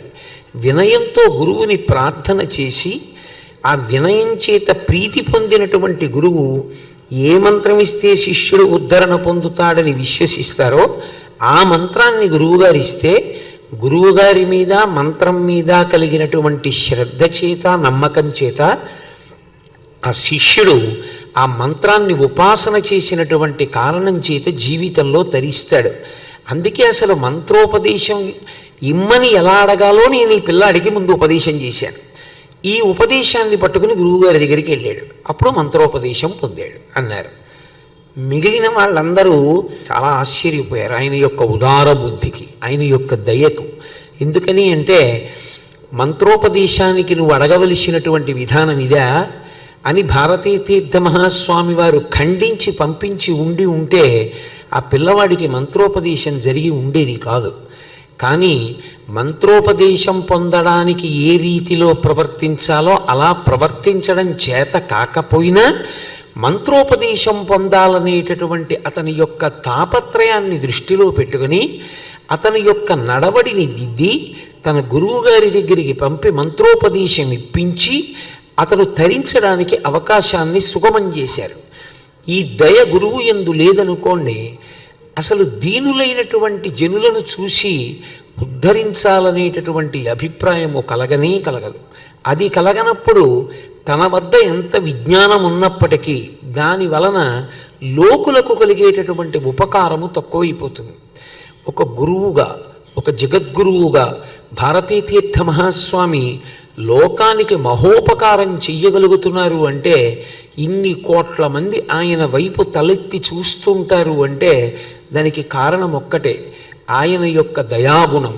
ఆ దయకి కారణం నిర్హేతుకం, దానికి ఇది కారణమని కాదు.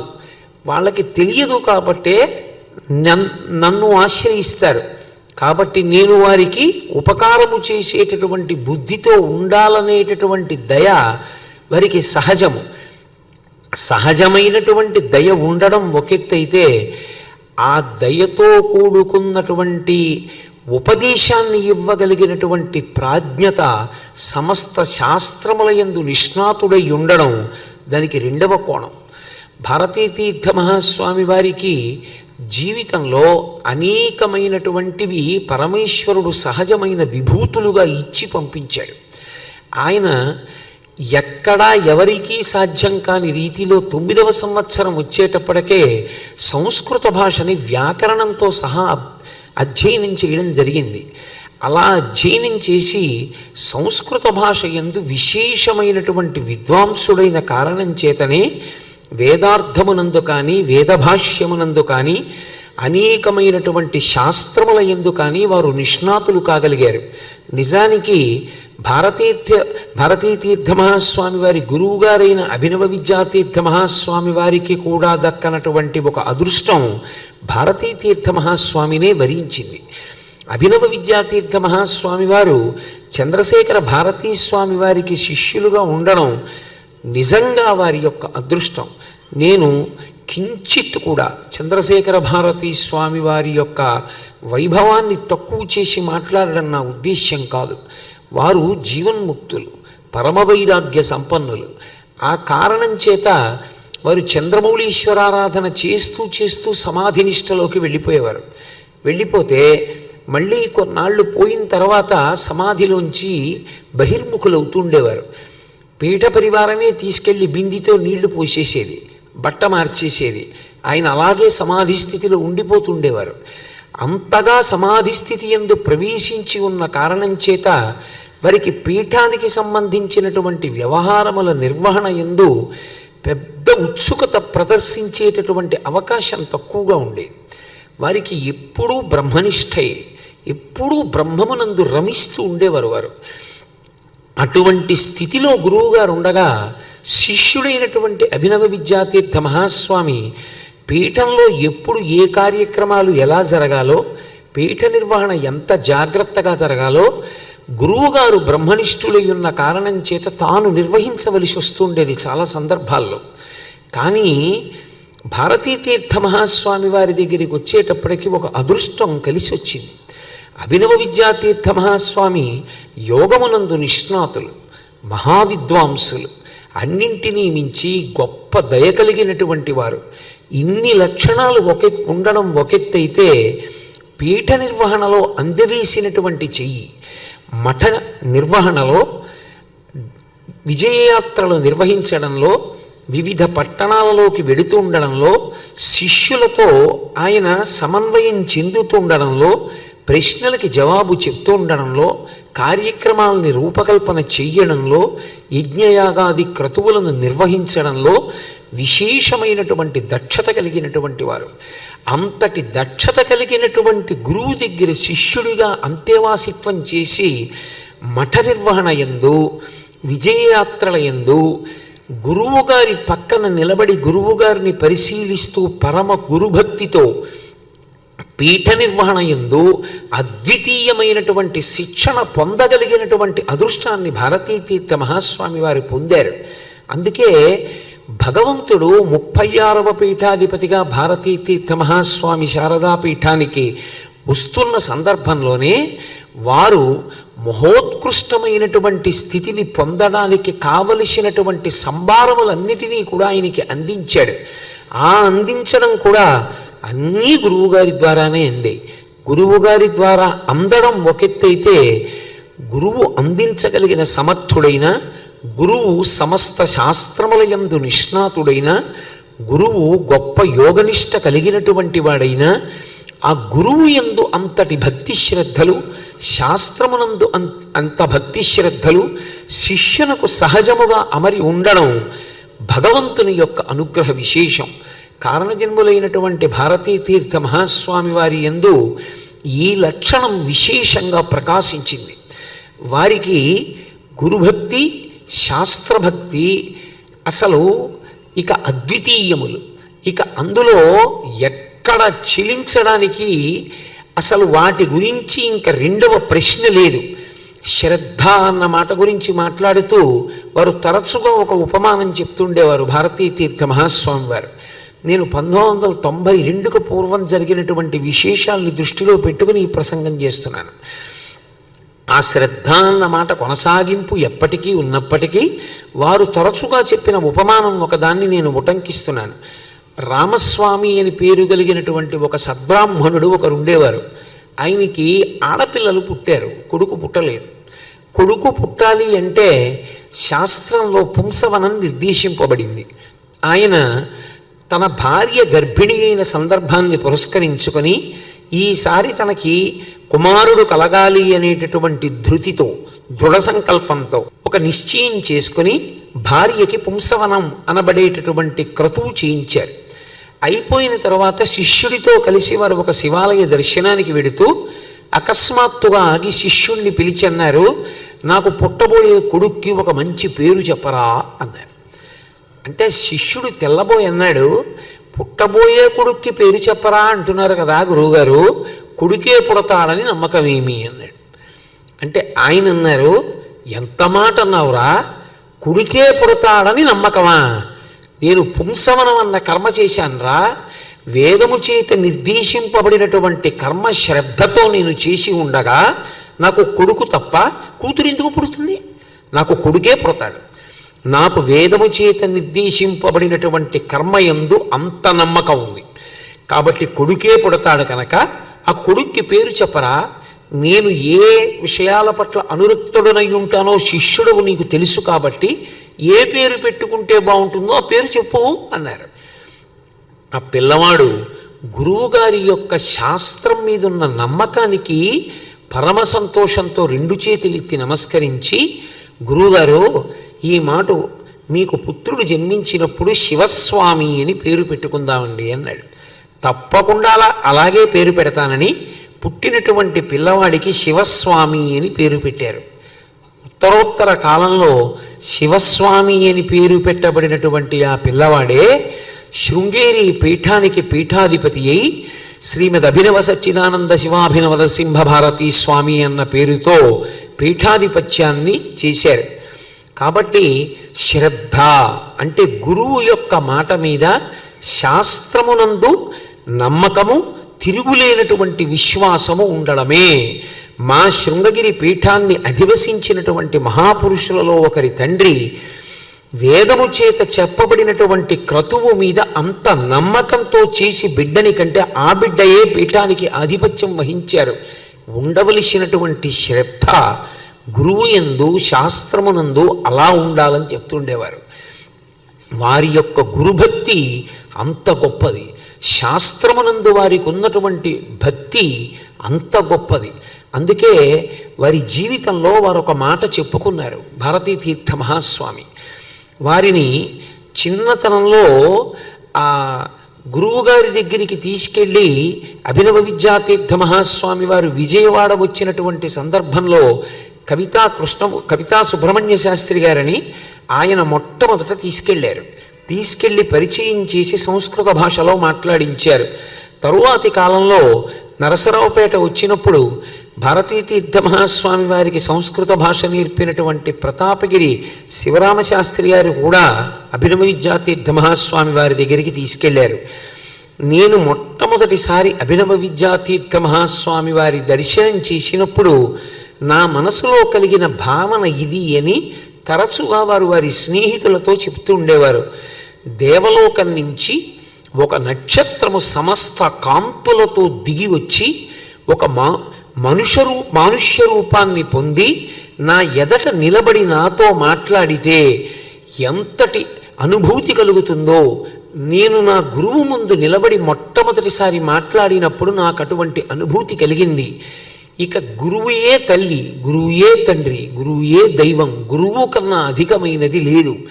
ఈ గురువు యొక్క వాక్యాన్ని పరిపాలించడమే నా జీవితం యొక్క పరమ ప్రయోజనమన్న అనుభూతి నాకు కలిగింది అని చెప్పుకున్నారు. అటువంటి పాత్రత కలిగిన వారు కనుక, అటువంటి అవ్యాజ కరుణామూర్తి కనుక చిన్నతనంలోనే వారికి కావలసినటువంటి దక్షత సమకూరింది. పాండిత్యం, అనేకమైనటువంటి శాస్త్రముల యందు ప్రవేశించి ఉండడం ఒక లక్షణమైతే, చాలా తేలిక మాటలతో పెద్ద పెద్ద ఉపమానాలు వేయకుండా తాను ఎంత విద్వాంసుడైనా క్రింద పడిపోయి ఉన్నటువంటి వ్యక్తిని చూచి ఆ కింద పడిపోయినటువంటి వ్యక్తిని పైకెత్తాలనుకున్నవాడు వాడి కొరకు తనకి అవసరం లేకపోయినా వంగవలసి ఉంటుంది. నూతిలో ఒక వ్యక్తి పడిపోయాడు, అది పాడుపడిపోయిన నుయ్యి, నీళ్లు లేవు, అందులో పడిపోయి ఇప్పుడు రక్షించమని అరుస్తున్నాడు. ఒడ్డున వేరొక వ్యక్తి ఉన్నాడు. అతను పాడుపడిపోయిన నూతిలో ఉన్నటువంటి వ్యక్తి అరిచినంత మాత్రం చేత తాను రక్షించాలనేం లేదు. రక్షించాలి అని అనుకున్నాడు అంటే అతను ఎందు దయ ఉండాలి. దయ ఉండి రక్షించాలని అనుకున్నాడు అనుకోండి, ఇప్పుడు అతను ఏం చెయ్యవలసి ఉంటుంది అన్నదాన్ని నిర్వచించడం సాధ్యం కాదు. ఎందుచేత అంటే ఇదే చెయ్యవలసి ఉంటుంది అనేం లేదు, ఎంతకైనా కిందకి వచ్చేయవలసి ఉంటుంది. తనకి అవసరం లేకపోయినా తాను ఒడ్డున నిలబడి ఒక తాడు వేసి తాను వంగి కిందకి చూడవలసి ఉంటుంది. ఎప్పుడు పడిపోయాడో, ఎంత ఓపికతో ఉన్నాడో, తాడు పట్టుకుని పైకి ఎక్కగలడా, అతను తాడు పట్టుకుని పైకి ఎక్కుతుంటే తాను తాడు పట్టుకుని నిలబడగలడా, అవతలవాడు ఒకవేళ స్థూలకాయుడా, ఈ విషయాల్ని చూసి అవసరమైతే ఈ తాడు తీసుకెళ్లి ఒడ్డునున్నటువంటి చోట ఒక చెట్టుకి గట్టిగా కట్టవలసి ఉంటుంది. అవతలవాణ్ణి జాగ్రత్తగా ప్రోత్సహిస్తూ వదిలేకు పైకి వచ్చేసావు, ఎంతో లేదు, ఇంకా 4 అడుగులు ఉంచుకో, జాగ్రత్తగా అలా పైకి వేయి అని తాను మోకాళ్ళ మీద కూర్చుని పైదాకా వచ్చేసినటువంటి వ్యక్తి తడబడుతుంటే తన చెయ్యి ఇచ్చి చెయ్యి పట్టుకుని పైకి లాగి, అవసరమైతే అతని శరీరం కింద చేతులు వేసి పైకి లాగి, పైకొచ్చాక కాసిని మంచినీళ్ళు ఇచ్చి సేద తీర్చి భయం పోగొట్టి రహదారిని ఎక్కించవలసి ఉంటుంది. ఇవి ఎందుకు చేయవలసి ఉంటుంది? ఒడ్డునున్నవాడు ఇదే చెయ్యాలి అని చెప్పడం సాధ్యం కాదు. నూతిలో పడిపోయిన వాణ్ణి పైకెత్తడానికి ఏమైనా చేయవలసి ఉంటుంది. ఏమైనా చేయడానికి దయ ఒక్కటే అక్కడ ఆధారం. ఆ దయ ఉన్న కారణం చేత ఏదైనా చేస్తాడు. అలా తాను ఎంత విద్వాంసుడైనప్పటికీ, తాను బ్రహ్మమునందు రమించగలిగినటువంటి వాడైనప్పటికీ, తాను సత్యమును ఎరుకలోకి తెచ్చుకున్నవాడైనప్పటికీ, క్రింద పడిపోయినటువంటి జనులను ఉద్ధరించడానికి మాట్లాడేటప్పుడు అవతల వాడికి అర్థమయ్యేటటువంటి రీతిలో ఎంత తక్కువ మాటలు మాట్లాడి ఆ మాటల వలన అవతల వాని హృదయములో సుస్థిరమైనటువంటి విశ్వాసము శాస్త్రమునందు కల్పించగలడో అటువంటి వాక్కులు పలకగలిగినటువంటి నైపుణ్యము తనంత తానుగా ఏర్పడిన వాడై ఉండాలి. ఆ కారుణ్యము అటువంటి పలుకులు పలికిస్తుంది. ఒక వ్యక్తి ఒక గురువుని అడిగేట, అసలు లోకమునకు ఉపకారం చెయ్యాలనేటటువంటి భావన ఎందుకు కలుగుతుంది? అసలు ఉపకారం ఎందుకు చెయ్యాలి ఇంకొకరికి? నాకున్నది నేను ఎందుకు అనుభవించకూడదు? ఒకరికి పెట్టాలని, ఒకరికి చెప్పాలని ఎక్కడుంది అసలు? ఆయన ఒక నవ్వు నవ్వి, నాకున్నది నేను ఎందుకు అనుభవించకూడదు, ఒకరికి పెట్టాలని, ఒకరికి చెప్పాలని ఎక్కడుంది అసలు? ఆయన ఒక నవ్వు నవ్వి, పెద్ద ప్రసంగం చేయలేదు, రా అని తీసుకెళ్ళాడు. ఓ గది కిటికీ దగ్గరికి తీసుకెళ్ళి, ఆ అద్దం దగ్గరికి తీసుకెళ్ళి చూడు అన్నాడు. అద్దంలోంచి చూశాడు, ఏం కనపడుతోంది అన్నాడు. అదిగో మనం మేడ మీద ఉన్నాం, అద్దంలోంచి చూస్తున్నాను, అదిగో రాజవీధి. రాజవీధిలో స్త్రీలు నడుస్తున్నారు, పురుషులు నడుస్తున్నారు, బాలురు నడుస్తున్నారు, పశువులు నడుస్తున్నాయి. బాగుంది, కనపడిందా? ఇటుగా ఇంకో అద్దం దగ్గరికి తీసుకెళ్ళాడు. ఆ అద్దానికి వెనక వెళ్ళినటువంటి కిరణము పరావర్తనము చెందవలసినటువంటి రీతిలో ఒక ఎర్రటి ద్రవం పూయబడి ఉంది. ఇప్పుడు తీసుకెళ్ళి చూడు, ఈ అద్దంలోంచి చూడు ఏం కనపడుతోందన్నాడు. ఈ అద్దంలోంచి చూస్తే నాకు అవతల పురుషులు స్త్రీలు ఎవరూ కనపట్టలేదు, నేనే కనపడుతున్నాను. అది అద్దమే, ఇది అద్దమే. ఆ అద్దంలోంచి చూస్తే రాజవీధి పౌరులు కనపడుతున్నారు, ఈ అద్దంలోకి చూస్తే నువ్వే కనపడుతున్నావు. చూడవలసినటువంటి దృష్టి కోణము మారాలంతే. మనస్సన్న అద్దంలోంచి చూడడంలో మార్పు రావాలి. ఒక అద్దంలోంచి చూస్తే వాళ్ళు వేరు, నువ్వు వేరు కనపడ్డారు. మేడ మీద నువ్వు, వీధిలో వాళ్ళు. ఈ అద్దంలోంచి చూస్తే వాళ్ళు కాదు, నువ్వే కనపడ్డావు. వాడిలో నువ్వు, నీలో వాడు, అందులో ఉన్న నువ్వు, ఇందులో ఉన్న నేను రెండు కాదు. ఇందులో నేనన్నప్పుడు అందులోది నువ్వు అంటున్నావు, అందులో ఉన్నవాడు నేనన్నప్పుడు ఇందులో ఉన్నవాడిని నువ్వు అంటున్నాడు. ఇందులోని నేను, అందులోని నువ్వు రెండు కావు. ఆ నువ్వు, ఈ నేను ఒక నేనే అన్న భావన రెండో అద్దంలో కనపడుతుంది. నేనే అన్నిటియందు కనపడిన నాడు అన్నిటి యందు ఉపకారం చెయ్యగలవు. ఆ నేను కనపడకుండా వాడు కనపడిన నాడు అహంకారము పైకి లేస్తుంది. వాడు అనగానే వాడి తక్కువ, వాడి ఎక్కువ కనపడతాయి. నీవు ఎప్పుడూ గొప్పవాడిగానే కనపడుతుంటావు. అప్పుడు అహంకారము పైకి లేస్తూ ఉంటుంది. అందుకని మారవలసినది అద్దం ఒక్కటే. అద్దం మారితే చూసిన చూపులో మార్పు వచ్చేస్తుంది. అప్పుడు ఇక కనపడేది ఇంకొకటి కాదు, నువ్వే కనపడుతూ ఉంటావు. నువ్వే కనపడిన నాడు అప్పుడు చెయ్యవలసినటువంటి పనులన్నీ కూడా తమంత తామే చక్కబడిపోతాయి. నేనే అయిన నాడు నా ఆకలి గురి తీర్చుకోవడానికి నేను ఎలా తాపత్రయపడతానో, నా జ్ఞానం పోగొట్టుకోవడానికి నేను ఎలా తాపత్రయపడతానో, నన్ను ఉద్ధరించుకోవడానికి నేను ఎలా తాపత్రయపడతానో, ఆ తాపత్రయపడినప్పుడు ఇది పెద్ద గొప్ప విషయంగా వెళ్ళి ఎవరికీ చెప్పుకోనుగా. నాకు ఆకలేసింది, నేను అన్నం తిన్నాను, వీధిలోకి వెళ్ళి ఏమండి ఎంత ఉపకారం చేశానో తెలుసా, నాకు ఆకలేసిందండి, నా ఆకలి తీర్చుకున్నాను, ఉపకారం చేసి అన్నం తిన్నాను సుమా అని ఎవరికైనా చెప్పాను అనుకోండి, వీడికి ఏం పిచ్చా విర్రే అనుకుంటారు. నాకు ఆకలిస్తే నేను అన్నం తినడం పెద్ద గొప్ప. నేను తప్ప నువ్వు కానప్పుడు ఆ వారిలో కూడా ఆకలి వేసిందని నువ్వు పెట్టిన నాడు నువ్వు పెట్టినది వేరొకరికి కాదు, నీకే పెట్టుకున్నది. ఇప్పుడు ఇది చెప్పవలసిన అవసరం ఎక్కడ ఉంటుంది? ఇన్ని తొలగిపోయాయి. దానితో పాటు కాబట్టి కావలసింది అద్దం మారితే చాలు. లోకులు కనపడడం కాదు, నువ్వు కనపడేటట్టు అద్దం వెనక అడ్డగలిగిన పదార్థం ఒకటి వస్తే చాలు. అది నేర్చుకోవయ్యా. అది నేర్చుకుంటే సమస్తం మారిపోయింది. దేవా మమ తాపమ పాకురుదేవా మమ పాపమ పాకురుదేవా. శిష్యుని యందు తాపత్రయం ప్రారంభమైంది. ఓ ఇలా చూడడం రావాలి. ఇలా చూడడం వచ్చినాడు అహంకారమును పరిత్యజించడానికి, 10 మందికి నేను ఉపయుక్తుడను కావడానికి అవకాశం ఏర్పడుతుంది అనేటటువంటి భావన ఒకటి లోపల బయలుదేరుతుంది. గురువు ఒక శిష్యుని యందు సద్బుద్ధిని ప్రకాశింపచేయడానికి, మంచి బుద్ధి ప్రచోదనం చేయడానికి చిన్న చిన్న మాటలతో అద్భుతంగా మాట్లాడి అనుగ్రహ భాషణం చేసి వారి యొక్క అజ్ఞానాన్ని నివృత్తి చెయ్యాలి అంటే తాను అంత కిందకొచ్చి మాట్లాడవలసి ఉంటుంది. తల్లి పిల్లలతో ముద్దు ముద్దుగా మాట్లాడి మాటలు నేర్పినట్టు అంతటి మహావిద్వాంసులు అనుగ్రహ భాషణం చేసేటప్పుడు తన చుట్టూ ఉన్నటువంటి వారిని భగవన్మార్గంలో నడిపించడానికి అంత చక్కగా కిందకి దిగొచ్చి మాట్లాడతారు. అందుకే జగద్గురువులు వచ్చినప్పుడు తనంత తాను సిద్ధించేటటువంటి ప్రయోజనం ఏది అంటే ఒక మహాపురుషుని యొక్క పాద స్పర్శము చేత ఆ పట్టణమంతా పునీతమవుతుంది. ప్రకృతి అంతా కూడా పరవశిస్తుంది. ఆయా ప్రాంతములకు శాంతి లభిస్తుంది. మనంత మనం ప్రయత్నపూర్వకంగా చెయ్యవలసినటువంటివి కొన్ని ఉంటాయి. జగద్గురువులు అంతటి మహాపురుషులు భారతీ తీర్థ మహాస్వామి వంటి వారు వచ్చినప్పుడు కొన్ని నియమాలను పీఠం విధిస్తుంది. అది ఎందుకు విధిస్తుంది అంటే ఏదో పీఠాధిపతుల యొక్క గౌరవాన్ని ఉద్దీపింప చేయడానికి కాదు. అది మనం చెయ్యక్కర్లేదు. దీపానికి వెలుతురు మనం చూపించక్కర్లేదు. దీపం మనకి వెలుతురు చూపిస్తుంది. వారు ఎక్కడ విడిది చేశారో అక్కడికి వెళ్ళి వారిని తోడ్కొని రావడం, వారిని పక్క ఊరి వరకు సాగనంపడం, ఇవన్నీ పరమగౌరవంతో కూడుకున్న విషయాలు.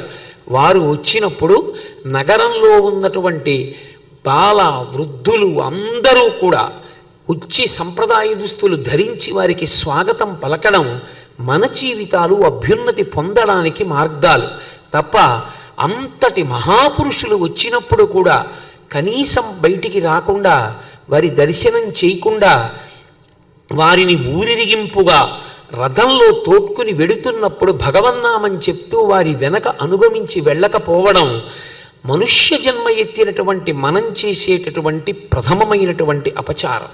ఇక రెండవది, ఆయన ఈ ఊరు రావడం వల్ల మనం పొందగలిగిన పరమ ప్రయోజనం ఏది అంటే చంద్రమౌళీశ్వరారాధన జరుగుతున్నప్పుడు పరమభక్తితో నిశ్శబ్దంగా దాన్ని చూడడమే. ఎందుచేత అంటే ఒకప్పుడు భారతీ తీర్థ మహాస్వామి వారే చంద్రమౌళీశ్వరారాధనకి సంబంధించిన రహస్యం ఒకటి చెప్పారు. ఆయన దగ్గరికి వెళ్ళి శృంగగిరి యందు ఒక భక్తుడు ఒక మాట అడిగాడు. అయ్యా, నాకు చాలా కాలంగా సంతానం లేదు, సంతానం కావాలి అని చెప్పి మీ యొక్క అనుగ్రహాన్ని పొందడానికి నేను శృంగేరి వచ్చాను, నాకు సంతానం కలగాలి అని ఆశీర్వచనం చేసి పంపండి అన్నాడు. అంటే భారతీ తీర్థ మహాస్వామి వారు అన్నారు, మీరు ఈ రాత్రికి ఉంటున్నారా శృంగేరిలో అని అడిగారు. ఉంటున్నాం అన్నారు. అయితే ప్రదోష వేళ దాటిన తరువాత చంద్రమౌళీశ్వరారాధన జరుగుతుంది. చంద్రమౌళీశ్వరారాధన చేసేది కేవలము చంద్రమౌళీశ్వరారాధన చెయ్యాలి కాబట్టి చెయ్యడానికి కాదు. ఆ అభిషేకం చేస్తున్నప్పుడు అనుగ్రహాన్ని దొంతరలుగా వర్షిస్తాడు స్వామి. మీరు ఏ అనుగ్రహం కోసం భగవంతుని యొక్క అనుగ్రహాన్ని నా నుండి అపేక్షిస్తున్నారో దాన్ని చంద్రమౌళీశ్వరారాధనలో మూట కట్టుకు పొండి, మీకు కావలసిన దాన్ని ఆయనే వనగూడుస్తారు. అందుకే మనం వెళ్ళి పొందవలసినటువంటి అనుగ్రహాన్ని మనకే తెచ్చి అందించడానికి జరుగుతున్నటువంటి ధర్మ విజయ యాత్రలో ఒక భాగం చంద్రమౌళీశ్వరారాధన. 2 రకాలుగా జరుగుతుంది. పగటి వేళ పీఠానికి చెందినటువంటి పండితులు చేస్తారు. ప్రదోష వేళ దాటిన తరువాత సాక్షాత్తు పీఠాధిపతులే చేస్తారు. యథార్థమునకు ఈ ఊళ్ళో 15 రోజులు స్వామివారు ఉంటే 30 చంద్రమౌళీశ్వరారాధనలు నిరంతరాయంగా చూడగలిగినటువంటి అదృష్టం ఈ నగరవాసులకు కలుగుతుంది. అంటే 30 సార్ల చంద్రమౌళీశ్వరారాధనని పరమ ప్రశాంతంగా కూర్చుని ఒక వ్యక్తి చూసి వెళ్ళిపోయాడు అనుకోండి, అతను ఎంత అనుగ్రహాన్ని మూట కట్టుకుని పట్టుకుపోయినట్టు. ఎంత అనుష్ఠానం చేస్తే, ఎంత పారాయణలు చేస్తే ఆ అనుగ్రహం మనకి సిద్ధిస్తుంది. ఊరక రారు మహాత్ములు వారథముల ఇండ్ల కడకు వచ్చుటలెల్లను కారణము మంగళములకు, మీరొచ్చుట శుభము మాకు నిజము మహాత్మా అంటాడు గర్గుడితో ఆ నందుడు.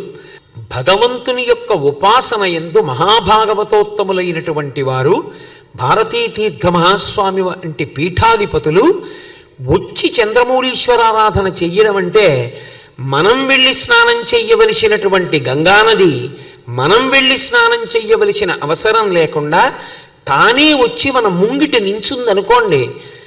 గంగానది వచ్చి మన ముంగిట నించున్నా కూడా 4 మెట్లు దిగొచ్చి అందులో మునక వేయడానికి బద్ధకించి, కనీసం తలుపు తీసి గంగ వంక చూడకుండా, గంగలో నీళ్లు కూడా తల మీద చల్లుకోకుండా, స్నానం కూడా చేయకుండా తలుపులు వేసుకుని గంగ మళ్ళీ వెళ్ళిపోయే వరకు లోపలే నేను పడుకుంటాను అని ఒక వ్యక్తి అన్నాడు అనుకోండి, ఇప్పుడు నష్టపోయింది గంగానదియా ఆ వ్యక్తియా?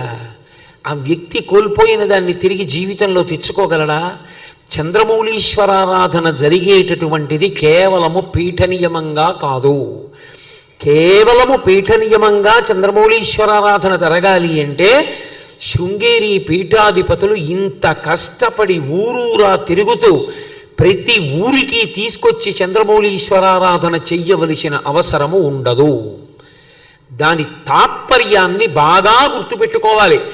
రాష్ట్రము అతలాకుతలమై ఉండి రాష్ట్రమునందు శాంతి తగ్గిపోయిన వేళ రాష్ట్రమునకు శాంతి పంచిపెట్టడానికి, మళ్ళీ సనాతన ధర్మ వైభవాన్ని పునరుద్ధరించడానికి, జనులయందు భక్తిని ప్రోధి చెయ్యడానికి, భగవంతుని యొక్క అనుగ్రహ విశేషాన్ని పంచిపెట్టడానికి ఎవడు సమర్థుడో వాడే ఆ అనుగ్రహాన్ని వర్షింపచేయాలి ఈశ్వరుని నుండి.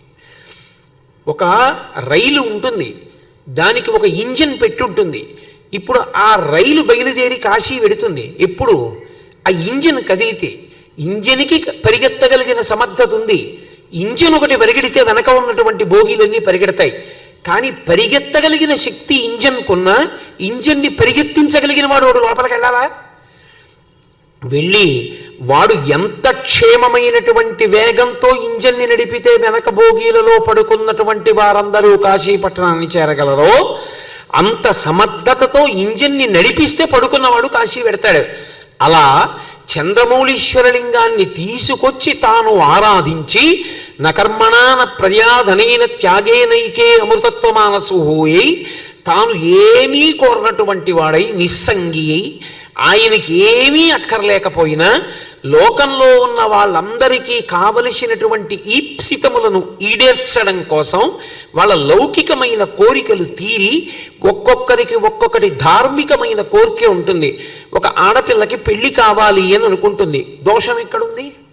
ఒక ఆడపిల్ల పెళ్లి కావాలని కోరుకోవడం తప్ప, ఒక మగపిల్లవాడికి పెళ్ళి అవ్వాలని కోరుకోవడం తప్ప, పెళ్ళైనటువంటి దంపతులకి సంతానం కలగాలని కోరుకోవడం తప్ప, చదువు రావాలని కోరుకోవడం తప్ప, నాకు మంచి ఉద్యోగం రావాలని కోరుకోవడం తప్ప, నేను ధర్మమునందు ఊంచుకోవాలని కోరుకోవడం తప్ప, నా జీవితం పండాలని కోరుకోవడం తప్ప, తప్పు కానప్పుడు ఎవరిని అడుగుతాం? ఆర్తో జిజ్ఞాసురర్థార్థి జ్ఞానీచ భరతర్షభ అన్నాడు గీతాచార్యుడు. ఆర్తి కలిగిన వాడు జిజ్ఞాసువు, అర్థార్థి, జ్ఞాని నలుగురు నన్నే ఆశ్రయిస్తున్నారన్నాడు. ఇప్పుడు వీళ్ళందరికీ కావలసినటువంటి కోర్కెలనన్నింటినీ కూడా వారికి తెలియదని మీరు అనుకోకండి.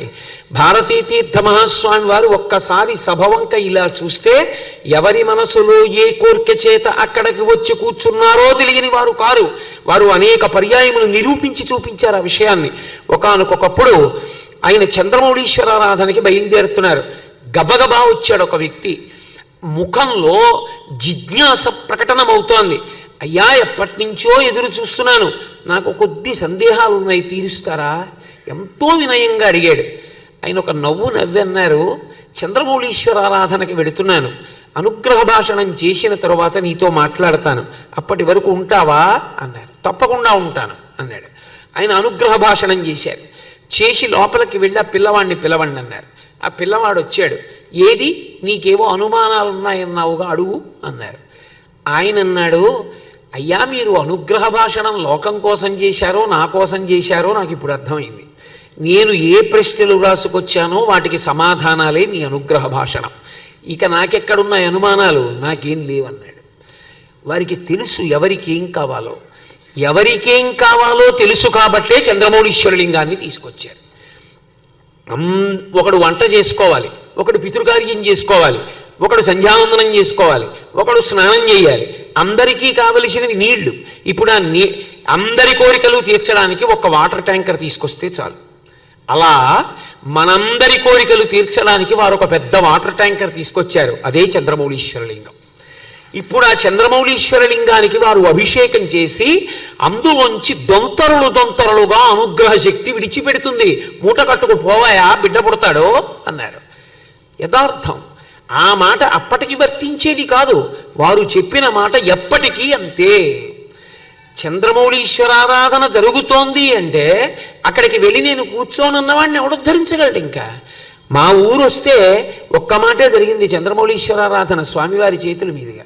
రెండవ మాట పీఠ పరివారం చేశారు. ఇక్కడ 15 రోజులు 30 మాటలు చంద్రమౌళీశ్వరారాధన జరుగుతోంది. 30 మాటల చంద్రమౌళీశ్వరారాధన జరిగినప్పుడు ఎన్ని మాటలు నువ్వు చంద్రమౌళీశ్వరారాధన చూశావు అని గుంటూరు పట్టణంలో ఎవరినైనా అడిగితే నేను ఒక్కసారి కూడా వెళ్ళలేకపోయానండి అన్నాడు అనుకోండి. ఇంకా అంతకన్నా దారుణమైనటువంటి స్థితికి ఇక జవాబు లోకంలో ఎక్కడైనా ఉంటుందా? అమ్మ అన్నం వండి అక్కడ పెట్టింది, ఆకలేస్తోంది, అన్నం తినడం మాత్రం చేయడు. ఊరే అన్నం తినరా అంటుంది. తల్లి విస్తరేసింది, వడ్డించింది. తినడం తల్లి తిందగా, నీ ఆకలి తీరాలంటే నువ్వు తినాలి. అన్నం తినడం మానేసి ఆకలిని నిందించుకుంటూ కూర్చున్న వాడిని ఎవరు మాత్రం ఉద్ధరించగలరు? అలాగే చంద్రమౌళీశ్వరలింగాన్నే తీసుకొచ్చి అభిషేకం చేసి అనుగ్రహాన్ని పొందండి అంటే ఆ అభిషేకం చూడడానికి కూడా మేము వెళ్ళము అంటే, ఎవరో బొట్టు పెట్టి పిలవాలి అంటే వెళ్ళని వాడిని ఎవడు ఉద్ధరించగలుగుతాడు? గుంటూరు పట్టణ వాసులు అటువంటి వారు కారు. కానీ నేను ఎందుకు చెప్తున్నాను అంటే చంద్రమౌళీశ్వరాభిషేకము యొక్క వైభవమేమి అన్నది చెప్పడానికి చెప్తున్నాను. కాబట్టి అది అనుగ్రహాన్ని వర్షిస్తుంది. దాన్ని వేదం అంగీకరించింది. ఆపాతాళ నభస్థలంత భవన బ్రహ్మాండమా విస్ఫుర జ్యోతిస్ఫాటికలింగమౌళి విలసత్పూర్ణిందువంతామృతై అస్తోకాప్లుతమేకమీశమదిశం రుద్రానువాకాన్ జపన్ ధ్యాయేత్ ఈప్సిత సిద్ధయే ధ్రువపదం విప్రోభిషించేచ్చివం బ్రహ్మాండ వ్యాప్త దేహాభసిత హిమరుచాభాసమానాభుజంగై కంఠే కళాః కపర్దాః కలిత శశికళశ్చండ కోదండహస్తాః త్రిక్షా రుద్రాక్షమాలా సులలిత వపుష శాంభవా మూర్తిభేదాః రుద్రాశ్రీ రుద్రసూక్త ప్రకటిత విభవాన ప్రయచ్చస్తు సౌఖ్యం. శివలింగానికి అభిషేకం చేస్తుంటే ధ్యాయేత్, అంతటా నిండిపోయినటువంటి శివలింగం మీద చంద్రబింబం మించి పడుతున్నటువంటి అమృతధారల చేత తడుస్తున్నటువంటి రూపాన్ని భావన చేస్తూ ధ్యానం చేస్తూ శివలింగం వంక చూసినంత మాత్రం చేత ఈప్సిత సిద్ధయే, కోరికలు తీరుతాయి అని వేదం ప్రకటించినప్పుడు సాక్షాత్ శంకర భగవత్పాదులు పీఠానికి అందించినటువంటి అపూర్వమైన చంద్రమౌళీశ్వరలింగానికి అభిషేకం జరుగుతున్నప్పుడు చూసినటువంటి వారి యొక్క కోరికలు తీరుతాయి అని చెప్పడం ఎందుచేత అతిశయోక్తి అవుతుంది? అందుకే వారు వచ్చినప్పుడు జరిగేటటువంటి గొప్ప విశేషములు 2 ఉంటాయి. మనంతట మనం వెళ్ళి వాటిని పొందవలసి ఉంటుంది. వారి స్పర్శ చేత వాతావరణమంతా పవిత్రమగుట, లోకులు శాంతి పొందుట జరుగుతుంది. మనంతట మనం మన కర్తవ్యంగా 2 చెయ్యవలసి ఉంటుంది. ఒకటి వారి యొక్క దర్శనము అన్న మాటలోనే మహాత్ముల యొక్క సేవ రమ్మంటే రాదు కదా. పట్టికెళ్ళి మనం ఇచ్చిన పళ్ళన్నీ వారు తింటారని కాదు, మన జన్మ ధన్యం చేసుకోవడం కోసం మనం వెళ్ళి తలకోపండు ఇస్తే తప్ప తింటే తప్ప రోజు వెళ్ళదన్న బెంగ ఆయనకేం లేదు. అందుకోసం కాదుగా ఆయనకి ఏనాడు కాషాయం కట్టారో ఆనాడే ఆయన నిత్యతృప్తుడు. అందుకొరకు కాదు, మన జన్మ ధన్యం చేసుకోవడానికి. ఎవ్వరికి ఏమి పెట్టితిము, జీవితంలో అటువంటి మహాపురుషుడికి ఇచ్చుకున్నటువంటి ఒక చిన్న పండు జీవితంలో ఆపత్కాలంలో రక్షణ అయి కాపాడుతుంది. 2, ఆయన చెప్పేటటువంటి మాటలు వినడము అత్యంత ప్రధానము. చంద్రమౌళీశ్వరలింగం వంక చూసేటప్పుడు స్థాయి భేదంతో సంబంధం లేకుండా చూస్తే చాలు ఫలితం. స్వామివారు అనుగ్రహ భాషణం చేసేటప్పుడు చెవులు దొప్పలు చేసుకుని జుర్రుకోవలసి ఉంటుంది. ఆ శ్రీహరి రూపము కనపడినప్పుడు భాగవతంలో చూపుల శ్రీపతి రూపము నాపోవక త్రావి త్రావి హర్షోద్ధతయై వాపుచ్చి మందమధురాలాపంబుల పొగడనదితి లక్ష్మీనాథున్నంటారు పోతన గారు. తన చూపుల చేత తాగేసింది అదితి అన్నారు విష్ణుస్వరూపాన్ని. చూపులతో తాగడం ఎలా కుదురుతుంది? కళ్ళతో తాగుతాడా ఎవడైనా? ఇష్టమైన పాయసం అక్కడ పెట్టారనుకోండి, నోటితో తాగాలి, కళ్ళతో తాగరుగా. మరి కళ్ళతో తాగడం ఏమిటి అంటే, ఒక ఇంద్రియం చెయ్యవలసిన పని వేరొక ఇంద్రియం చేస్తుంది ఒక్కొక్క సమయంలో. కన్నులతో జుర్రుకోవడం అంటే కనురెప్ప కూడా వెయ్యకుండా ఆ రూపాన్ని జుర్రుకోవడం. చంద్రమౌళీశ్వర ఆరాధన యందు కన్నులతో జుర్రుకుంటే అనుగ్రహ భాషణం జరిగేటప్పుడు పరమ నిశ్శబ్దంగా ఏ ఇతర విషయాల జోలికి వెళ్లకుండా వారి మాటలను అంత శ్రద్ధాళువులమై మనం చెవులతో లోపలికి పుచ్చుకోవడం కాదు, దానిని తరచు మననం చెయ్యాలి. నేను ఎందుకు చెప్తున్నానంటే, ఏకశబ్ద సమ్యజ్ఞాత సృష్టప్రయుక్త స్వర్గే లోకే కామదుగ్భవతి. అటువంటి మహాత్ముల నోటి వెంట వచ్చినటువంటి ఒక్క మాట ఒడిసి జాగ్రత్తగా పట్టుకొని మనసులో ప్రతిరోజు దాన్ని తిప్పినటువంటి కారణం చేత ఏ ఒక్క విషయం మీద ఉంచుకోగలిగినా అది చిట్ట చివరికి జన్మ పరంపరలను తగ్గించి భగవంతుని వైపుకే ప్రయాణం చేయిస్తుంది. వారు 1992 సంవత్సర ప్రాంతంలో ఆంధ్రదేశంలో పర్యటన చేసిన సమయంలో చేసినటువంటి అనుగ్రహ భాషణాలు ఏ ఉన్నాయో 2013 సంవత్సరంలో ఆంధ్రదేశంలో పర్యటన చేసినప్పుడు కూడా అవే అనుగ్రహ భాషణాలు. అంటే ఏమండి మార్పు లేదా అంటారేమో, మార్పు ఉండదు. ఎందుకుండదు అంటే ఒక్కటే కారణం, ఉద్ధరించవలసినటువంటి విషయములు ఏ ఉన్నాయో వాటి యందు మార్పు ఉండదు. మేడ ఎక్కడానికి మార్గము మెట్లే. ఎన్నేళ్ళైనా సరే మేడ ఉన్నన్నాళ్ళు మేడ ఎక్కడానికి మార్గము మెట్లే. మెట్లు అంత భద్రమైనవి మేడెక్కడానికి నిచ్చెన కాదు. మెట్లు లేనప్పుడు నిచ్చెనేసుకోవాలేమో, మెట్లకి ఏమైనా మరమ్మత్తు వస్తే నిచ్చెనేసుకోవాలేమో, కానీ అసలు క్షేమకరంగా మేడ ఎక్కడానికి ఎప్పుడూ మెట్లే అవసరం. మెట్ల యందు మార్పు ఎలా ఉండదో వారి యొక్క అనుగ్రహ భాషణముల యందు ప్రజలకి అందించేటటువంటి ఆ దైవంని చేరుకోవడానికి కావలసిన ఉపకరణముల విషయంలో మార్పులు చోటు చేసుకో. మీరు జాగ్రత్తగా పరిశీలించండి. సాధారణంగా స్వామివారు చేసేటటువంటి అనుగ్రహ భాషణాలు 3 విషయాల్ని ప్రత్యేకించి చెప్తూ ఉంటాయి. ఎన్నో విషయముల మీద మాట్లాడతారు వారు. ఒక చోట మాట్లాడిన విషయాన్ని రెండవ చోట మాట్లాడకుండా ఇంకొక విషయం మాట్లాడవచ్చు. కానీ అంతర్లీనంగా వారి యొక్క అనుగ్రహ భాషణాల్లో ప్రధానంగా వారు మాట్లాడేటటువంటి విషయములు మొట్టమొదటిది ధర్మము. ధర్మం గురించి మాట్లాడతారు. అసలు ధర్మము అన్న మాట విడిచిపెట్టి వారు ఎన్నడూ మాట్లాడరు. అసలు వారి యాత్రయే ధర్మ విజయ యాత్ర. వారు మాట్లాడిన దాంట్లో వారు ధర్మమన్న మాట ఉచ్చరించకపోయినా వారి ప్రబోధమంతా ధర్మమే. ధర్మాన్నే ప్రబోధం చేస్తారు, ధర్మాన్నే అనుష్ఠించమని చెప్తారు, ధర్మాల్లోనే ఉంచుకోమని చెప్తారు. రెండవది ఉపాసనా సంబంధమైనటువంటి విశేషములు. మనసు చెదిరిపోకుండా, అయోమయావస్థ ఏర్పడకుండా ఎలా నిలబడగలగాలి అన్న విషయాన్ని చెప్పినప్పుడు అది మనస్సులోకి తిన్నగా బాణం వెళ్ళి గుచ్చుకున్నట్టుగా గుచ్చుకుంటుంది. ఎన్నో అనుమానాలతో ఉన్న మనకి ఆ అనుమానాలన్నీ పోయేటట్టుగా చాలా సున్నితంగా కొద్దిసేపు మాట్లాడి కూడా మన మనసుల యందు భగవంతుని యొక్క ఉపాసనా విధానాల్లో నిలబడగలిగినట్టుగా చేయగలిగినటువంటి ప్రజ్ఞ వారి యొక్క అనుగ్రహ భాషణమునందు వ్యక్తమవుతుంది. 3 అభ్యున్నతి కొరకు, అంటే అది ఒకరి కొరకు అని కాకుండా సమాజ హితము కొరకు, మొత్తం అందరు వ్యక్తులు కలిసి ఉన్నటువంటి సమాజ హితము కొరకు సమాజమును నడిపించేటటువంటి పెద్దలు, ప్రభుత్వము కలిసి నడవడంలో పట్టుకోవలసినటువంటి విధి విధానములను గురించి వారు మాట్లాడేటటువంటి తీరు అనన్య సామాన్యంగా ఉంటుంది.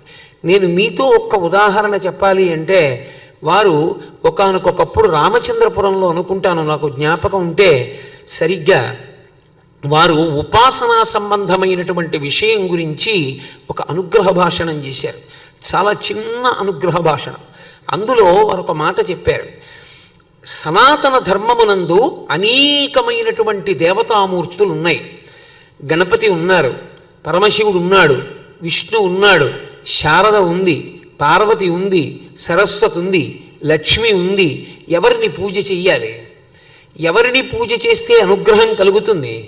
ఎవరిని పూజ చేస్తే రెండో వాళ్ళకి కోపం వస్తుంది అన్న విషయంలో అసలు ఇంతమంది దేవతలు ఉండవలసిన అవసరం ఏమిటి?